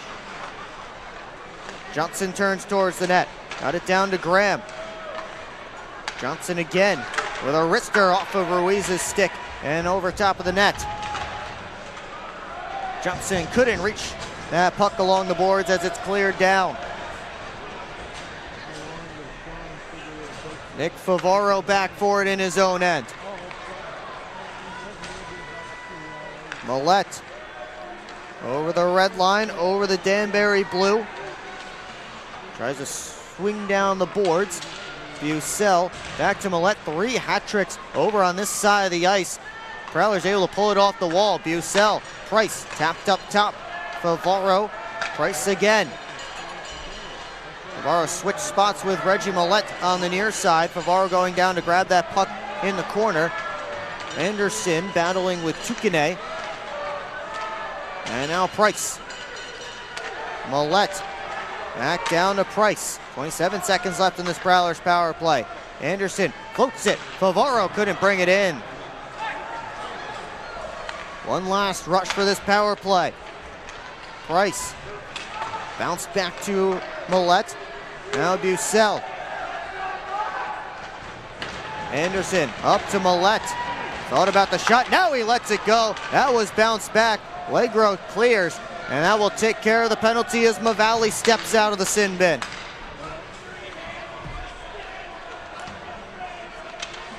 Prowlers do not get a shot on goal during that power play. They still have a 1-goal lead.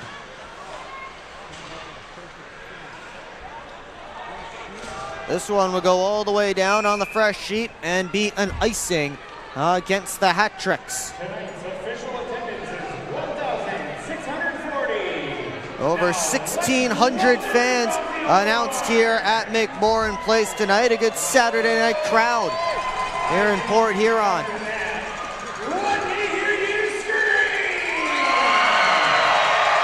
Crowd getting loud here for an offensive zone draw in Danbury territory. Graham couldn't tap it back. James hustling after that puck. Brockway steps up, kept it alive. Lockney one-hands it in Graham's direction.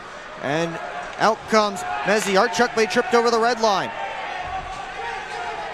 Mavali, Sasinski. Lockney poked it off Sasinski's stick. Graham tried to sweep it out in front. And Durka battling with Price. Graham trying to pull it out of the scrum. Fired it off a hat trick. And Danbury gets it down to Reed Cooper.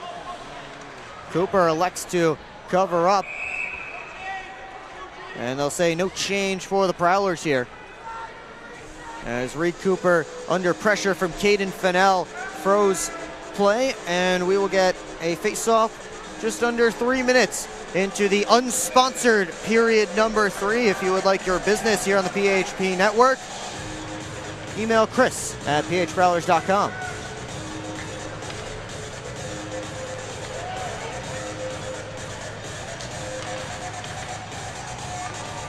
Josh Damasi swings the puck down deep, all the way around it goes. Anderson chopped at it. Legro was pinching in to keep the puck alive. Now Blake Anderson behind the net. Off the glass, out of the zone, got past Legro, no icing here. Port Huron will get a full change. Tukane all the way up, tipped in. Cooper leaves it behind the cage for Favaro. He wheels ahead.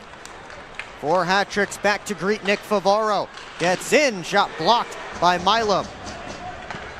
Favaro down low towards James, kept him moving around to Millette. Oregon tried to get it down deep, that was blocked away. Belfay hustles ahead. His shot gloved and held by Reed Cooper.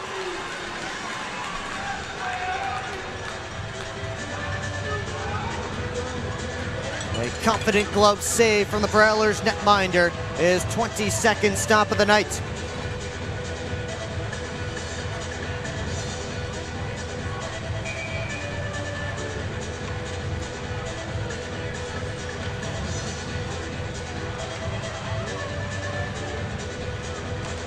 Matt Graham won the faceoff to the boards, but Rubtsov got it on goal, steered away by Cooper. Johnson kept the puck from Belfay. Heikola into the offensive zone, got it down deep. Lockney and Sasinski come together.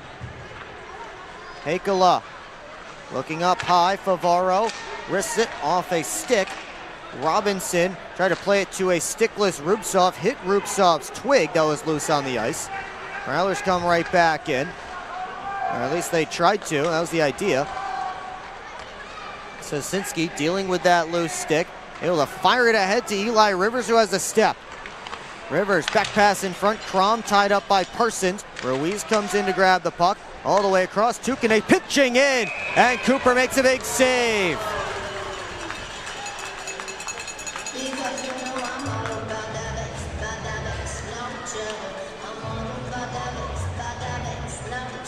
Ian Tukane sneaking in from the near side point.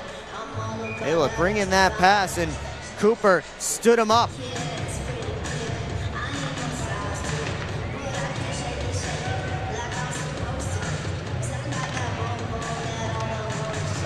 Bobby Price steps in front of a pass, steps around Tukane, and Movali came over to swipe the puck off his stick before that could become a dangerous chance. Blake Anderson in deep. Price poked at the puck. Anderson and Ruiz hustling after it. Now Price trying to poke it up top to Cumbus, back to it. He's surrounded by a couple of hat tricks. Finally popped off the boards. Tukane's clearing attempt hit his own man Rivers. Anderson bounce off the boards up to Brockway. Let it go. Hit Movali and almost caromed in. High flipped out all the way down. This will be an icing. Ben Brockway almost played pinball off the hat tricks defenseman. Just let it go from up top and went off of Movali and sent Penton's stick sprawling. We will take a timeout, early stages of period 3 here in Port Huron.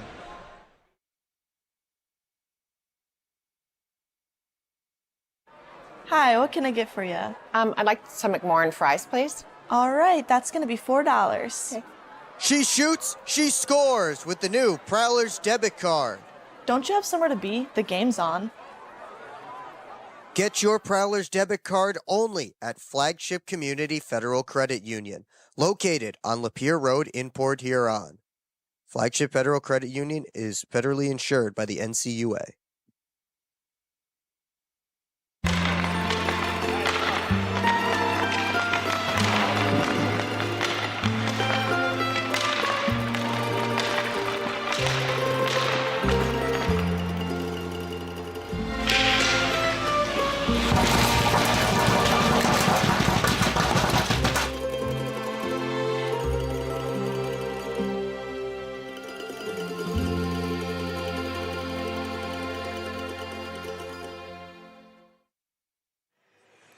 Back here at McMorran Place, crowd trying to get into it here.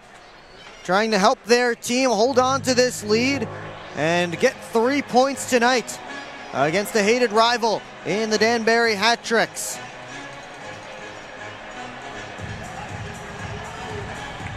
Prowlers have goals from Bobby Price and Vinny DeCumbus. Hat Tricks, a tally from Anton Rubtsov. All the scoring came back in the first period.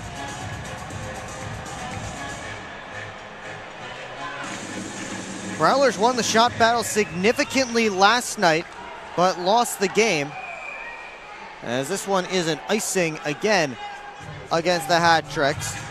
Steve Gowdy, the referee, having a loud conversation with John Bierchin, Hat Tricks head coach.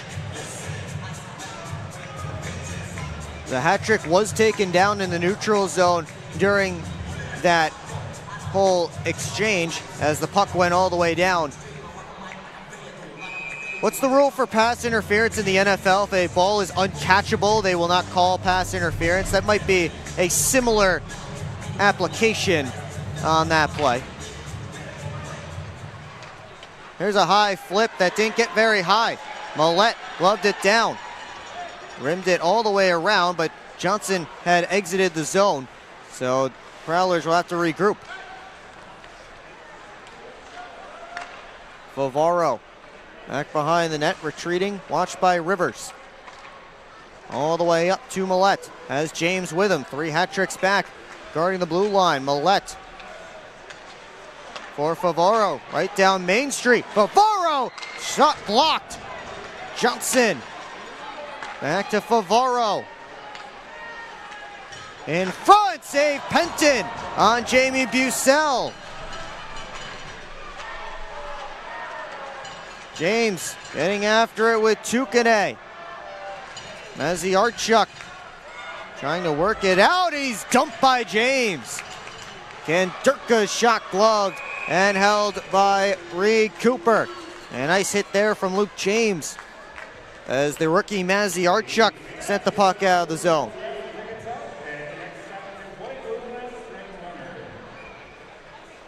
Well, the Prowlers are on the ice, so grab a glass of Proper 12 Irish whiskey. Proper 12, the official shot of the Port Huron Prowlers. Please drink responsibly.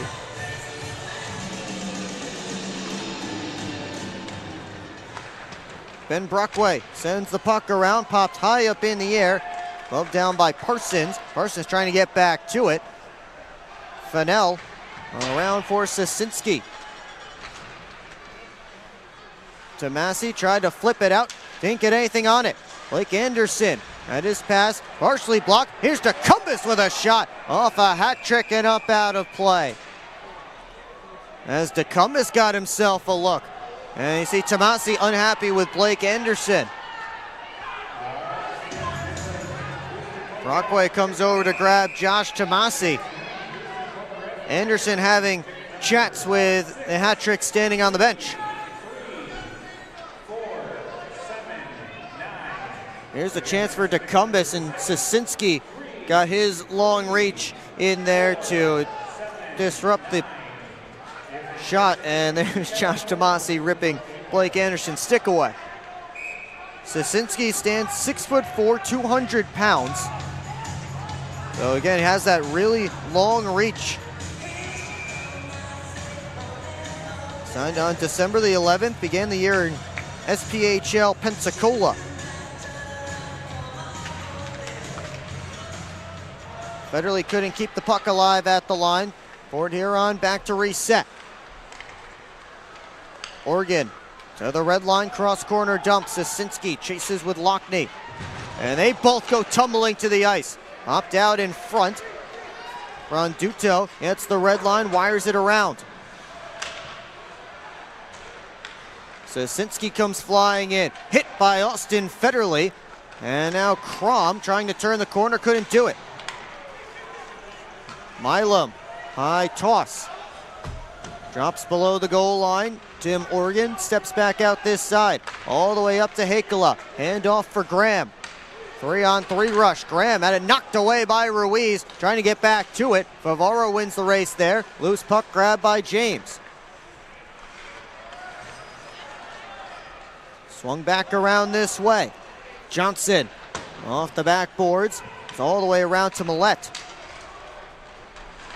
Favaro back up to Reggie Millette. Has James with him. Millette delays. Walks across the blue line.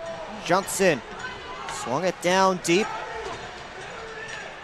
Comes back up to Alex Johnson. Millette couldn't make a play on the puck, and then Johnson picks off a headman feed. Right back in. Johnson cuts in, and his shot partially blocked wide. Favaro quickly ahead to James. Sends it right around. Tukane trying to work back out. Sends it to the red line to Rubtsov. He was knocked down. Here comes Tukane. In front. Great save, Cooper, on Belfay. Tecumseh hit hard by Tukane. Belfay around the net. Try to cycle it back deep. Tecumseh spinning off of Robinson. Tecumseh lost the puck. Here's Belfay. In front, Rubtsov. Sosinski lines it up and sent it wide through the traffic. Legro back in front, didn't get through. Rubtsov picks his spot, and Cooper wins the battle. Millette trying to relieve some pressure. Rubtsov comes in to challenge him. 3 Prowlers digging away along the boards, now make it 4. Tecumseh able to pull it out, and he gets to the red line, dumps it in deep. Prowlers get a much needed change. Sosinski cut off by Arttu Heikala. Graham finds the puck to Lockney. Lockney makes a move, stopped by Penton. Federley right back on net, over top of the cage. Oregon put it back deep. Sosinski out of the zone. Federley puts it right back in again. Graham goes back to his defense. Cooper drops it for Federley. Past the midway point of period number 3, Prowlers still with a 2-1 lead. Blake Anderson taking a look to the trailer. Oregon let it go, blocked by Maziarchuk. Mavalli tossed it out, got past Favaro. Puck goes all the way down, no icing here. Oregon slipped away from Fronduto. James out for Bucell, ahead with speed. Bucell around behind the net. Fennell kept it moving. Johnson walks the line, save Penton. Rebound right there, pinballs around, and it's poked just behind the net. Ronduto with a head of steam. Gets the red line, chips it in. Johnson had 3 hat tricks coming to him. He wrapped it around to Anderson with Graham. Anderson cuts to the middle, tried to go back to Graham. That wasn't a clean play. Lockney has it in his skates. He'll just backhand it into the corner. Lockney on it again. Tried to slide it down deep, cut off by Fronduto. Tomasi, headband feed, tipped in by Fennell. Cooper corrals it and drops it off for Brian Parsons. 8.5 to go in regulation. Brockway gets to the red line, and it's gloved by Penton. He will hang on, and we will get a whistle, a face-off, and a timeout. Prowlers still the 1-goal lead here on the PHP Network. Discover everything banking should be with Advia Credit Union, like earning real financial advantages. You can earn up to $1,000 with your new account. Plus, save an average of nearly $4,000 in interest when refinancing. Get started with a low-rate credit card balance transfer. Enjoy easy access to your money anytime, anywhere. Make the switch today at adviacu.org/real people. Advia Credit Union. Real advantages for real people.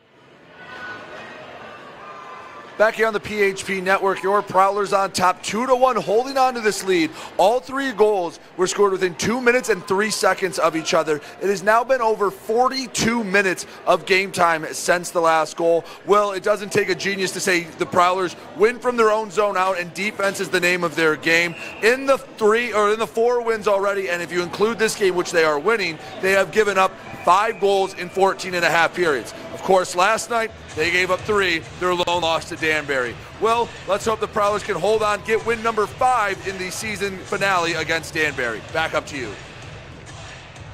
Thank you, Brady. It would be a nice way to end this weekend. Been one of those weekends that people will remember for a very long time. Of course, mainly because of the jersey retirement ceremony last night for Dalton Jay, but if the Prowlers can pull this one out and get a victory, that would certainly go a long way for these fans who will see the Prowlers again next week, but then they won't see them again until the middle of February. At least here at McMorran Place. There'll still be a Wings Etc. for the Prowlers coaches show before then. Here's another look at the stop by Reed Cooper, the toe save on Austin Belfay earlier on in this period. And Cooper swallows up the quick shot from Rubtsov, who has the hat-trick goal tonight. Austin Belfay, a guy who certainly feels like he's snake-bitten a little bit. He has 7 goals this season, but hasn't scored in over a month, December 12th, the last time he found the back of the net. His line out there right now, along with Noah Robinson and Anton Rubtsov. Although Belfay will have to go sit in the penalty box. Belfay and Millette both stepping into the sin bins here. 4-on-4 action signaled by Steve Gowdy, the referee.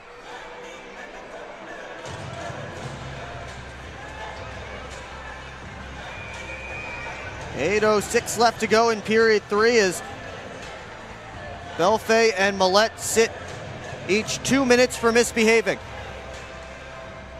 Austin Federley behind his own net to start the 4-on-4. Second time we've had 4-on-4 in this game. Tim Organ had his pass interrupted by Rubtsov.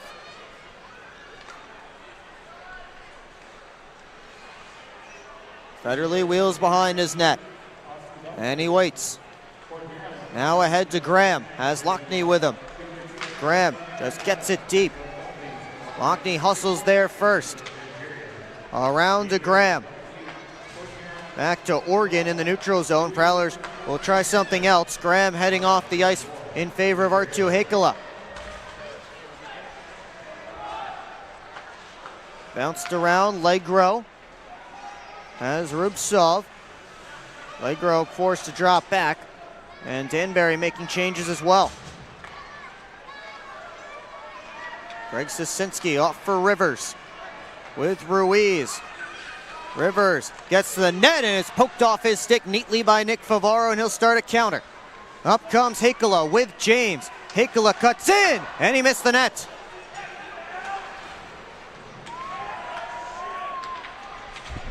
Allegro.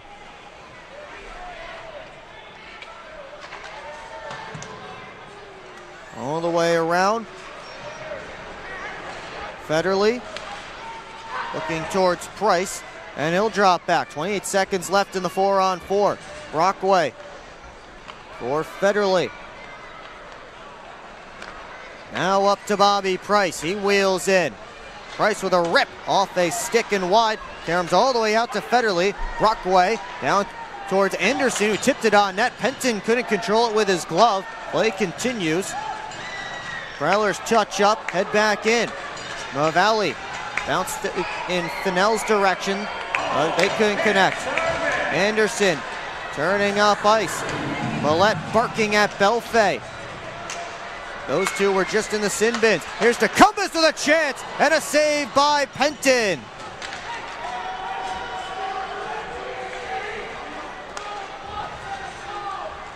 Parsons gets to the neutral zone, gets the hat-trick zone. Millette spinning off of Fennell. Slipped it down to DeCumbis. Parsons now. Cycle. Bucell.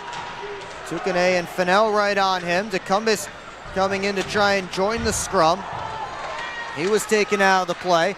And Millette tried to throw a check on Rupsov.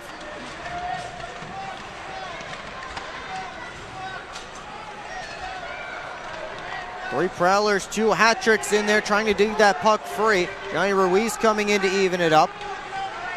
Tukane to the net, scooped up and held by Cooper.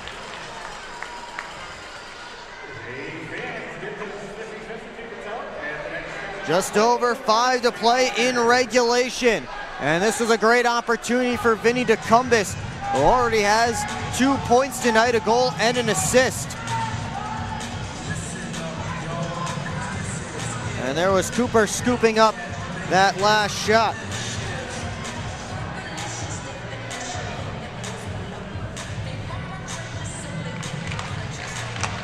Right off this face-off. Wheeled towards the cage, and Federley gets it out of danger. Lockney skates into the puck. Lockney slips past Milam. Lockney centered, looking for Graham, but Milam got back in position. Tossed out. Lockney for Federley. Off the glass into the neutral zone. Legro puts it right back into Prowler territory. Federley looks over his shoulder. Hat-trick's in the midst of a change, so he comes up in no hurry. Now it's Graham chipping on for Heikola. Sasinski all the way up for the hat-tricks. Maziarchuk towards Kandurka. He got a touch on it. Cooper elects to cover up. And now Kandurka will have to deal with some Prowlers. 4:17 left to go in regulation. Prowlers still with a 1-goal lead. We'll be right back here on the PHP Network. Discover 1195 Gastropub in Marysville. Burgers, pizzas, apps, and pub favorites like filet mignon and grilled salmon. Open Monday to Friday, 4 to 9 p.m., weekends 12 to 9 p.m. Join us for happy hour, Monday to Thursday. Enjoy half-off bottles of wine every Wednesday, and don't miss Thirsty Thursday with $4 draft beers. Great food, cold drinks, good times. That's 1195 Gastro Pub. It's time to wake up on the sunrise side of Michigan. Wake up to beautiful beaches. Wake up to vibrant urban landscapes. Wake up to unique eats. Wake up to charming coastal towns. Wake up to cozy entertainment. Wake up to Michigan's Thumb Coast. Plan your perfect wake-up call using bluewater.org. We invite you to tune into our next broadcast. That will be a week from tonight, Saturday, January the 24th, when the Prowlers take on the Indiana Sentinels. Puck drop scheduled for 8:05 p.m. Pregame show starts at 7:50. It's a late one here at McMorran Place. And as you saw there on your screen as we came back, lots of fun to be had. So if you can make it here to McMorran, please do. But if you can't, we'll see you here on the PHP Network. 4:17 left to go in this game. All 3 goals were scored in just over 2-minute span back in period 1. It's been 2-1 for a majority of this game. Let's see if either side can find another. As Belfay lost an edge. Johnson went toppling over him. Good poke by Favaro to knock it off of Rupsov's stick. Sent all the way back around. Price chopped at it. Rupsov down the boards, harassed by Johnson. DeCumbis up the glass, blocked by Rupsov. DeCumbis able to pull it free, and now he's away with speed. DeCumbis getting to the net, had one hand on his stick. Vane DeCumbis almost split through, and Blake Anderson threw right back on net, trying to catch Penton napping. Tukane into Prowler territory, had his stick lifted, shot on goal, was fought off by Cooper. I don't think he was expecting it. Prowlers lift it back down, and that's an icing with under 3.5 to go. We will keep an eye on Penton down in the hat-tricks goal crease.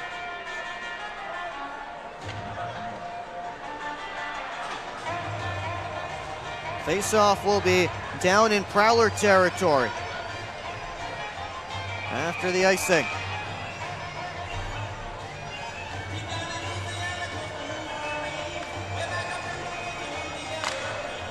Off this face-off comes to Cooper, and he covers up for a whistle and a face-off.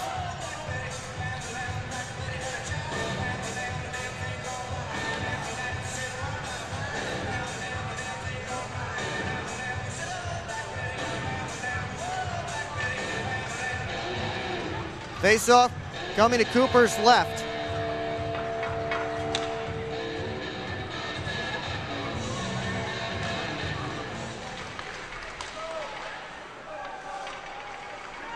Matt Graham pulls the puck from the corner.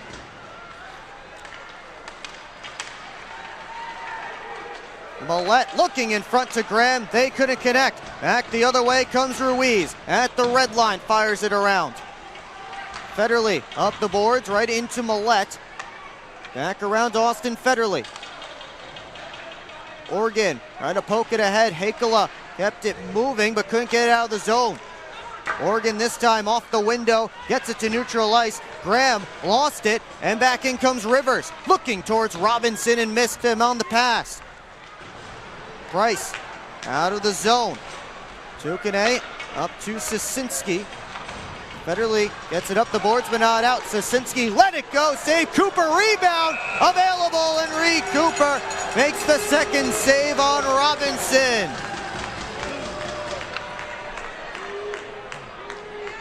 It was there for a moment. Reed Cooper able to sprawl out, get that right foot on it, and cover up. Timeout called by the Hat-Tricks.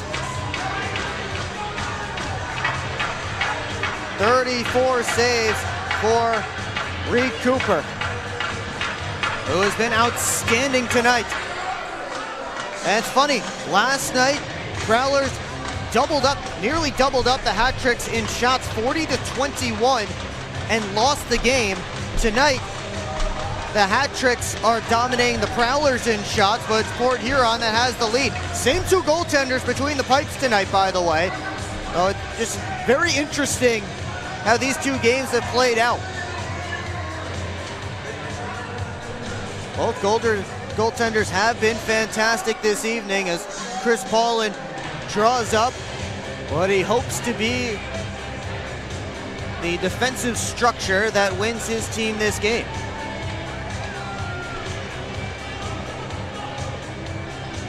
Kyle Penton is on the bench, so empty net for the Hat-Tricks. They have Belfay, Robinson, Ruiz, Rivers, Rubtsov, and Milam out there.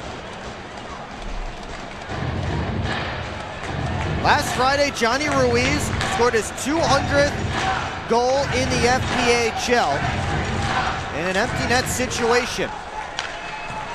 Again, he's out there for the Hat-Tricks. Rubtsov shot whistles wide. He just flung it on net. Rubtsov tied up with Lockney. Robinson across Ruiz, the one-timer blocked by Matt Graham. Bavaro pins it and waits for help. Graham tossed it over to the far side. Johnson kept it moving. Hakala found it up the boards. Prowlers trying to will it out of the zone. They cannot. Johnson taken in by Robinson. Centering feed by Rubtsov was blocked by Cooper's paddle. Here's Rivers, minute 40 to go. Rivers spun it on net, blocked by Favara all the way down, but it will miss the empty cage. And icing here against Port Huron with 1:31 to go. And we'll see if the Prowlers can use their timeout here.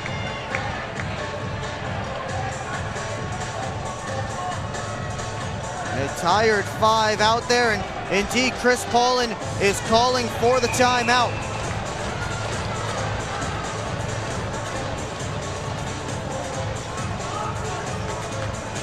What a game this has been. Wild sequence there in the 6-on-5 as the Hat-Tricks were trying to throw pucks on net. Players battling for them in the corners. Plenty of chaos down in Port Huron's end. We'll see if Prowlers can settle things down. Stick around, though, for the post-game show here on the PHP Network. Highlights and analysis coming your way. Final game stats and locker room reaction. We'll chat with Prowler Associate Head Coach Chris Paulin and our Gunther Graphics Player of the Game. It's all coming up here on the PHP Network.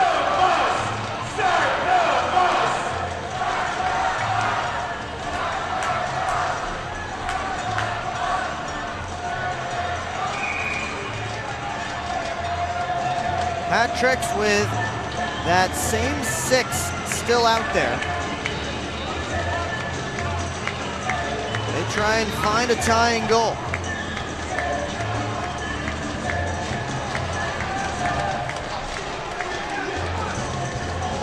Face off in the shadow of the Dalton J jersey banner. Robinson and Graham will take the face off.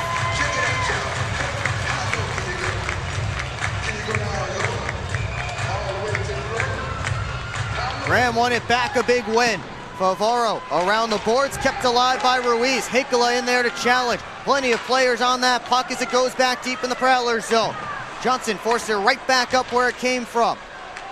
Hakala finds it, slips it out, and it will go all the way down for another icing as Milam hustles back to get the call.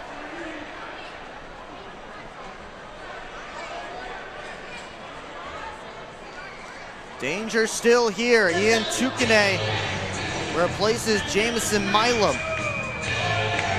The other 5 hat tricks staying out there. Robinson and Graham on the newest, most important face-off of the game. One back by Robinson. Tukane, let it go. Pinballed off a couple of bodies, right back. Ian Tukane, another try, and Cooper clips his glove on top, diving out. 63 seconds left to go.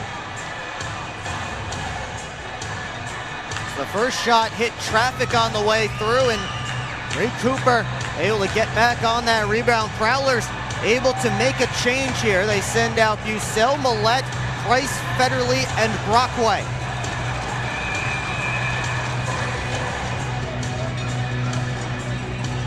Robinson has to leave the face-off. Ruiz will take it instead against Bucell. Ruiz won it back clean. Robinson let it go. Kick save, Cooper. Federley pins it. 2 hat tricks digging away, and now a whole crew comes in. Ruiz to the top. Couldn't get past. It didn't get past Tukane. He floated it through, and that was blocked by traffic. Good diving play by Ian Tukane to keep that puck in. Prowlers trying to get to the horn, still 37 seconds left. A whole mess of bodies with the puck in there somewhere. It's popped out. Ruiz with a shot, wouldn't go. Karam's around, kept in by Tukane. Price gets it there, and he couldn't get it out of the zone. Robinson with 22. Around to the far side, Ruiz steps around Brockway. Robinson tried to feed it across, came back to him. Right in front, puck is loose, grabbed by Federley. On his backhand, got it as far as Price. Millette to the empty net, bingo!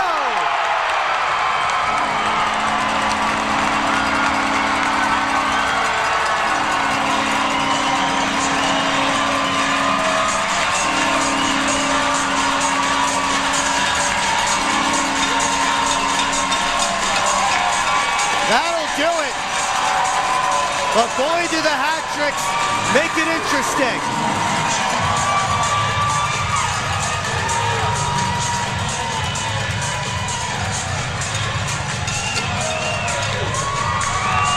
Reggie Millette gets his second goal of the weekend.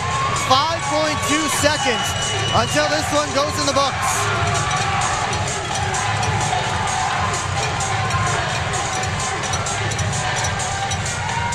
Off the face-off goes deep in Prowler territory, and that will do it.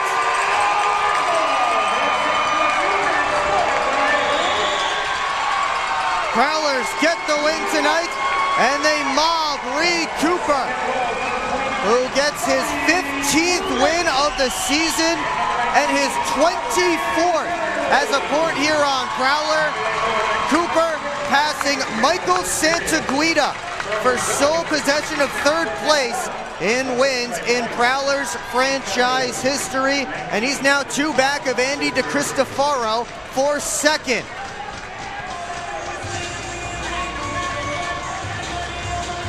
(3-1) your final. Cooper made 37 saves. He was brilliant tonight. And I think Chris Poland would strangle me if I did not make Reed Cooper our Gunther Graphics player of the game. Not that I need any help. As Cooper having a word with fellow Curry College alum Austin Pelfey. But the Prowlers get the victory here tonight. And the fans here to cheer them on. Appreciating their effort, especially again from their goaltender. Section 9 getting rowdy as they get set for the prayer circle at center ice. Boy, this building is fun when it's packed, isn't it?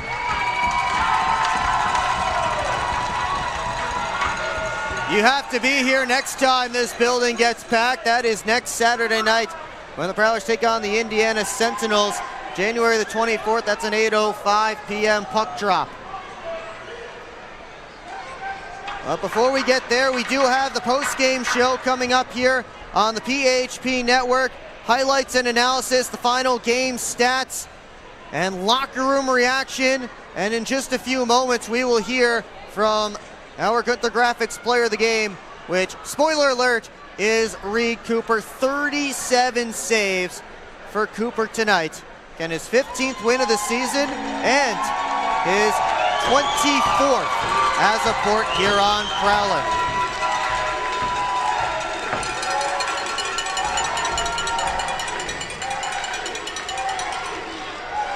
And in just a few moments, we will send it down to ice level to get our 3 stars of the game in here in just a moment. Stick around for that. And then we will hear from Reed Cooper, who will certainly be one of those 3.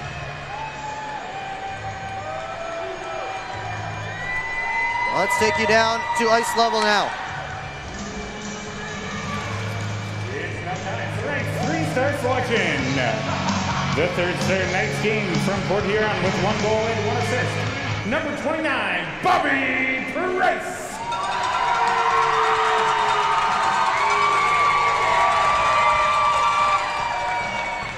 The second star tonight's game with 1 goal and 1 assist. Number 23, Vincent DeCumbis.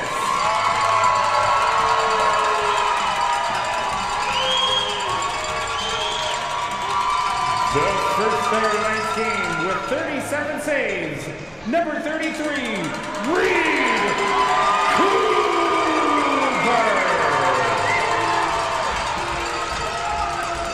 So Bobby Price, the 3rd star, Vinny DeCumbis, the 2nd star, goal and an assist apiece. Reed Cooper, 37 stops. He's the 1st star tonight, and he earns a conversation with our Brady Beaton.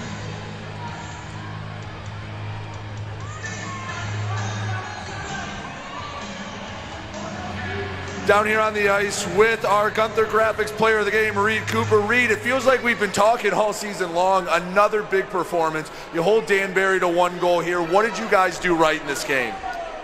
We got out to an early lead and we kept it. It was a little bit of a grind, but I love these boys and it's easy to play behind them. So we got the dub. Who are some of the guys in front of you helping you make your life easy tonight and maybe clearing some guys out in front? I mean, it's the whole team, but we preach sticks, clearing lanes, making sure I can see it. So, I mean, I love the decor. Brockway is a diehard shot blocker. You saw that yesterday on the PK in the 3rd. So, I mean, all the boys do the part. But, yeah. You know, it seems like when you guys are doing your best, it's when you're playing from your own zone out, a defensive-minded team. What are things that, you know, Grammer, Paulie, what are they preaching in the locker room and in practice that comes out here on the ice? Good D retrievals, making sure we're at our spots. You know, we have a set way to do things, and just making sure that we're all on the same page makes it a lot easier to transition defense to offense. So that's pretty much it. Well, Reed, I'm going to let you go celebrate the boys. Congratulations again, and a heck of a performance. Again, our Gunther Graphics player of the game, Reed Cooper. Thank you, Brady. Will, back up to you. Thank you, Brady. And again, Reed Cooper, our Gunther Graphics player of the game. Got to hear from him. We'll also hear from Prowlers Associate Head Coach Chris Paulin and more on the intermission or on the post-game show here on the PHP Network. So stick around for that. It starts next.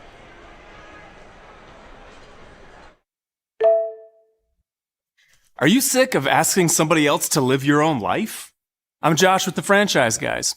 If you're ready to quit your job or build your empire, I'll help you trim down my 800 franchise brand partnerships down to a few that fit you, fit your goals, and fit your budget. With options from senior care to airplane detailing, there's an opportunity for you. Owning a franchise can have up to a 90% success rate. That's better than job security. With the systems and support of a franchise, you won't be making all those costly mistakes as you would if you started your own business from scratch. And with options as low as $6,000 to get your own job-replacing business, there's no better option for you than to book a free call with me and my team. Visit GoFranchiseGuys.com. Stop dreaming about a better life and go live it.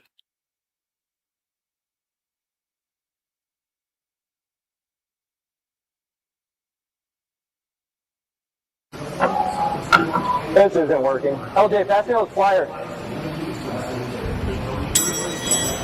No look behind the back pass. It's a whole play. LJ, come on. Gap up. Close the gap. Close the gap. What are we saying? This isn't working. We need a shift change. Let's bring in the professionals.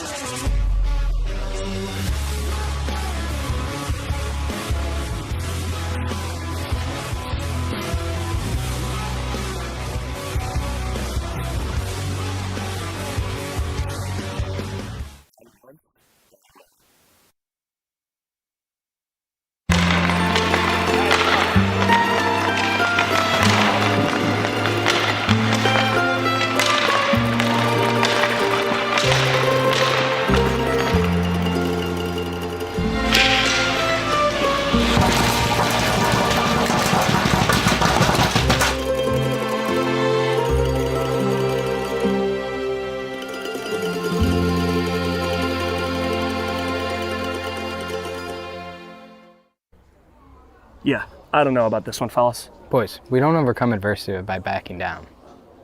But yeah, I don't know about this one. That's reassuring. We're so screwed. All right, boys.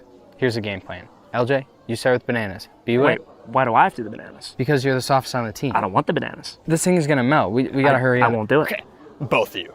I will do the bananas and the whipped cream. Fets, please continue. Who's paying for this anyway? I am. I just bought my tickets for the Prowlers game this weekend, and the Milk House gave me 25% off my order. Fets, why'd you buy the tickets? You're literally on the team. For the discount. So are you all ready to give it a try? Oh, we're ready. It's true. Get 25% off your entire order at the Milk House, October through April. Simply show your ticket stubs at checkout and enjoy your discounted treat.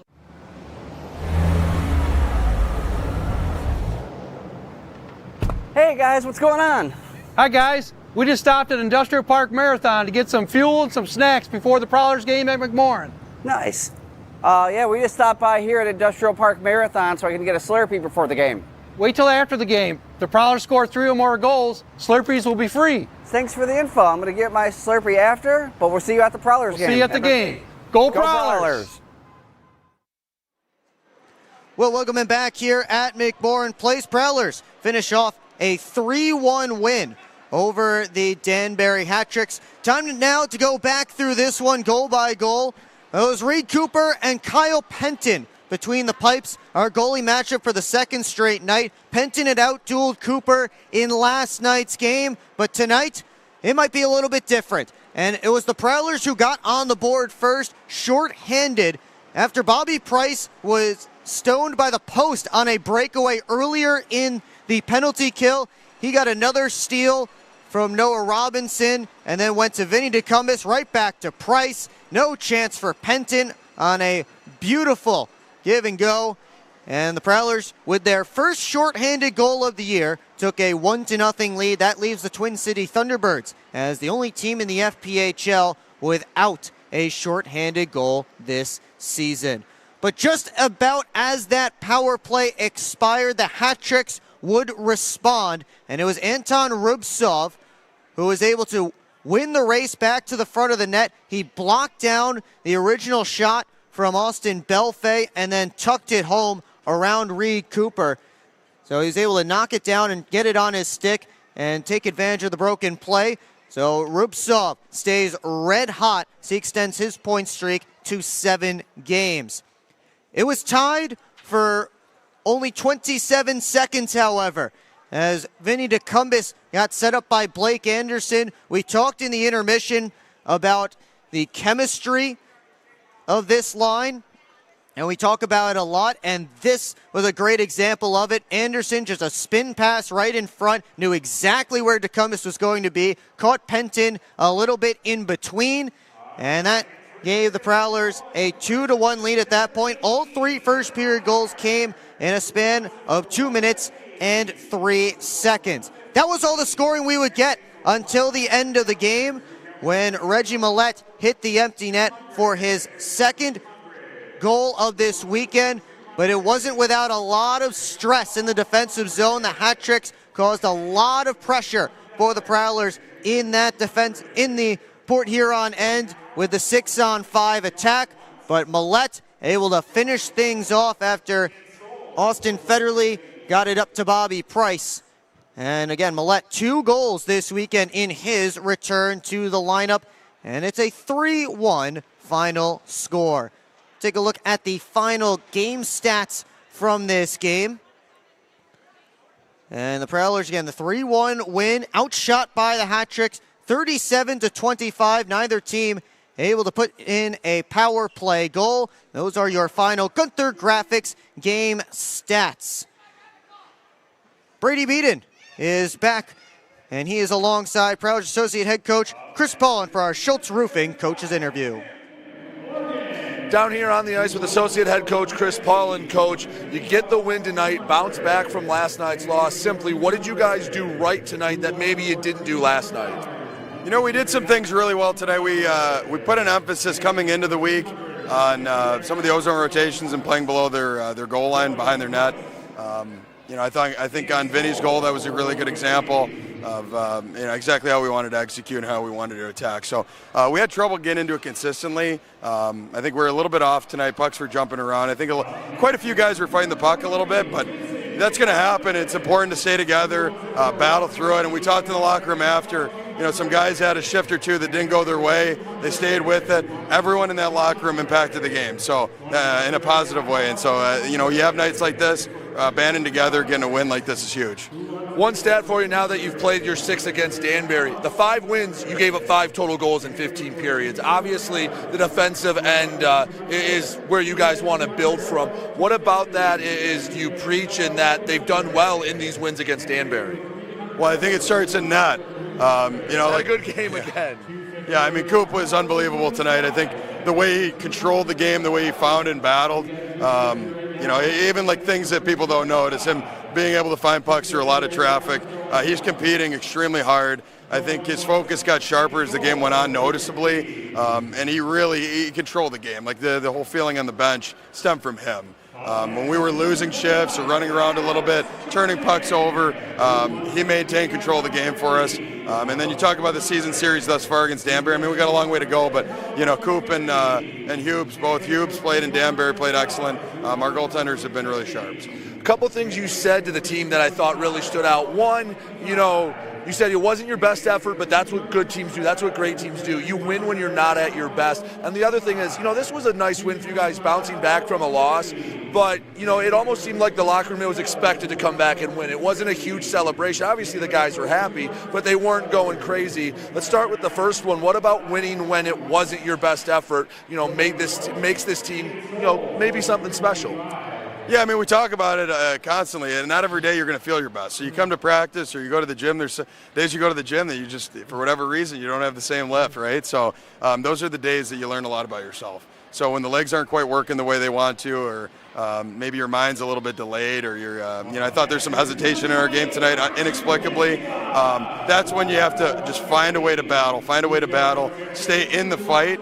I think this is a game that we had a chance to take over and just couldn't quite string enough shifts together, and the guys competed and battled, supported each other. I thought some guys played some really, really big minutes. I think having Brockway back was huge for us.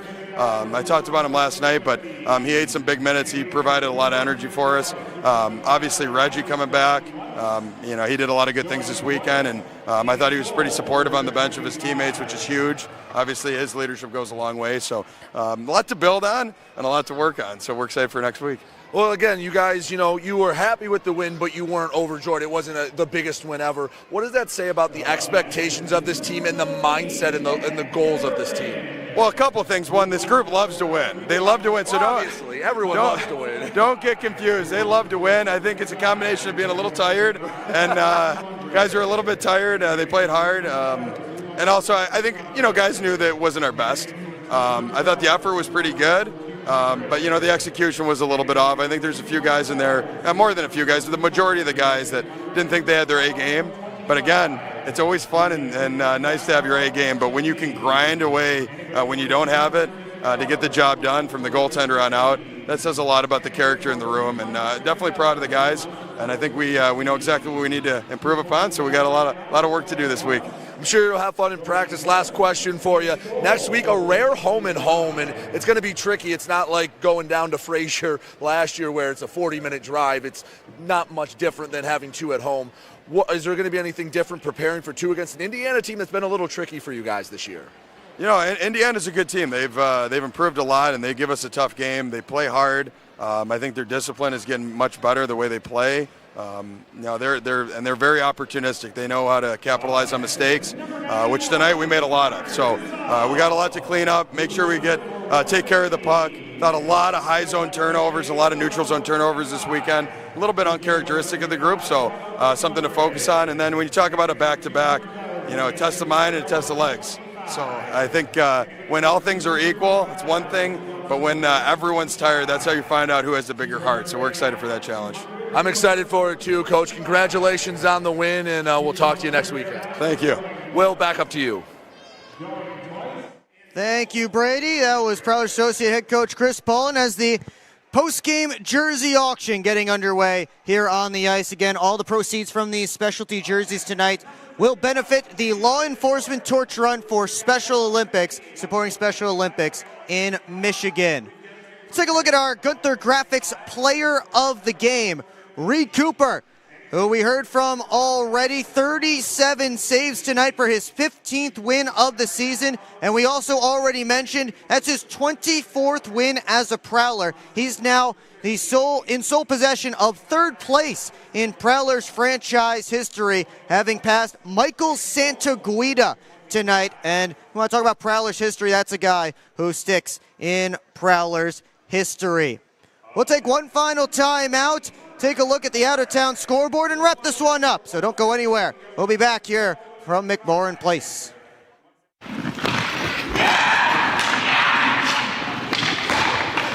Hockey is like a business. One missed pass can derail the perfect plan. Have Taft Consulting help you get your whole team on the same page. They have the expertise to help you follow through on all your goals. Find out how they can help you today by emailing taftconsulting@outlook.com.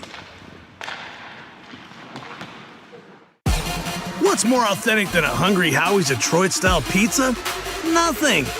We're not playing around with the pizza of our birthplace. Thick crust, cheese to the edge, sauce on the top. Where it belongs. We've seen a lot of fakes out there.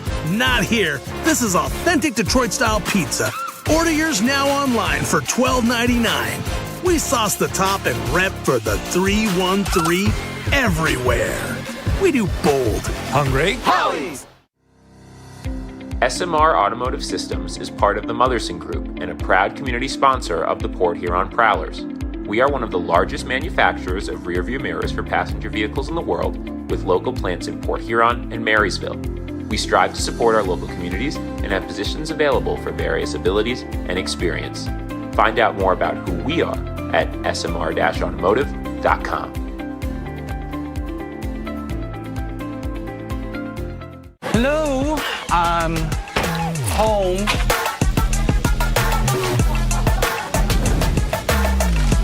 There he is. What is happening? Relax. We won. They brought back the snack wrap. Spicy or ranch? Spicy. Yeah, go. Yeah. Just one little bite. Can you stop? Oh, sorry. Gather your crew. Snack wrap is back. Back here in the broadcast booth, here at McMorran Place, Will Wiggleman with you. Sporting this jersey that will not be mine for much longer. I'll be heading down to our post-game jersey auction to join in and help raise money for the law enforcement torch run for Special Olympics. But before I get down there, we need to take one last look at our out-of-town scoreboard presented by Love After Hours Boutique and Boudoir. And there are lots of games going on in the Fed here. And we start with the PD Ice Cats, who have a 3-1 lead over the Athens Rock Lobsters. They are in the second intermission down in Florence. Black Bears and Wolves playing a tight matchup. About to wrap up period 2 in Watertown. It's 2-1 Binghamton. How about 3 unanswered for the Twin City Thunderbirds? It's 3-2 Birds. Last time we checked into this game, it was 2-0 Blue Ridge. Now 3-2 Birds about halfway through the game. River Dragons have the only goal so far through 40 minutes in Indiana. That belongs to Ryan Galvin. It's 1-0. And finally 1-1 in Topeka through 20 minutes of play. Blake Keller for the Zydeco. Scott Kowash scoring for the Scarecrows. Of course, here the Prowlers take down the Danbury Hat-Tricks 3-1. The out-of-town scoreboard presented by Love After Hours Boutique and Boudoir. Use code Prowlers for 15% off at Love After Hours. That's going to do it for us here on the PHP Network. Thanks so much for tuning in tonight. Christian Jackson was our technical director running the cameras tonight. Reagan Hayden, Paul Campbell, Elizabeth Sullivan, Damian Polak, and Aiden Bricker. Zach Dotson, my right-hand man to my left, running the graphics again here tonight. For the entire crew and Brady Beaton, I'm Will Wiggleman. We'll see you a week from tonight, 8:05 p.m. here at McMorran Place. But if you can't make it, we hope you'll tune in with us. We hope to see you then here on the PHP Network.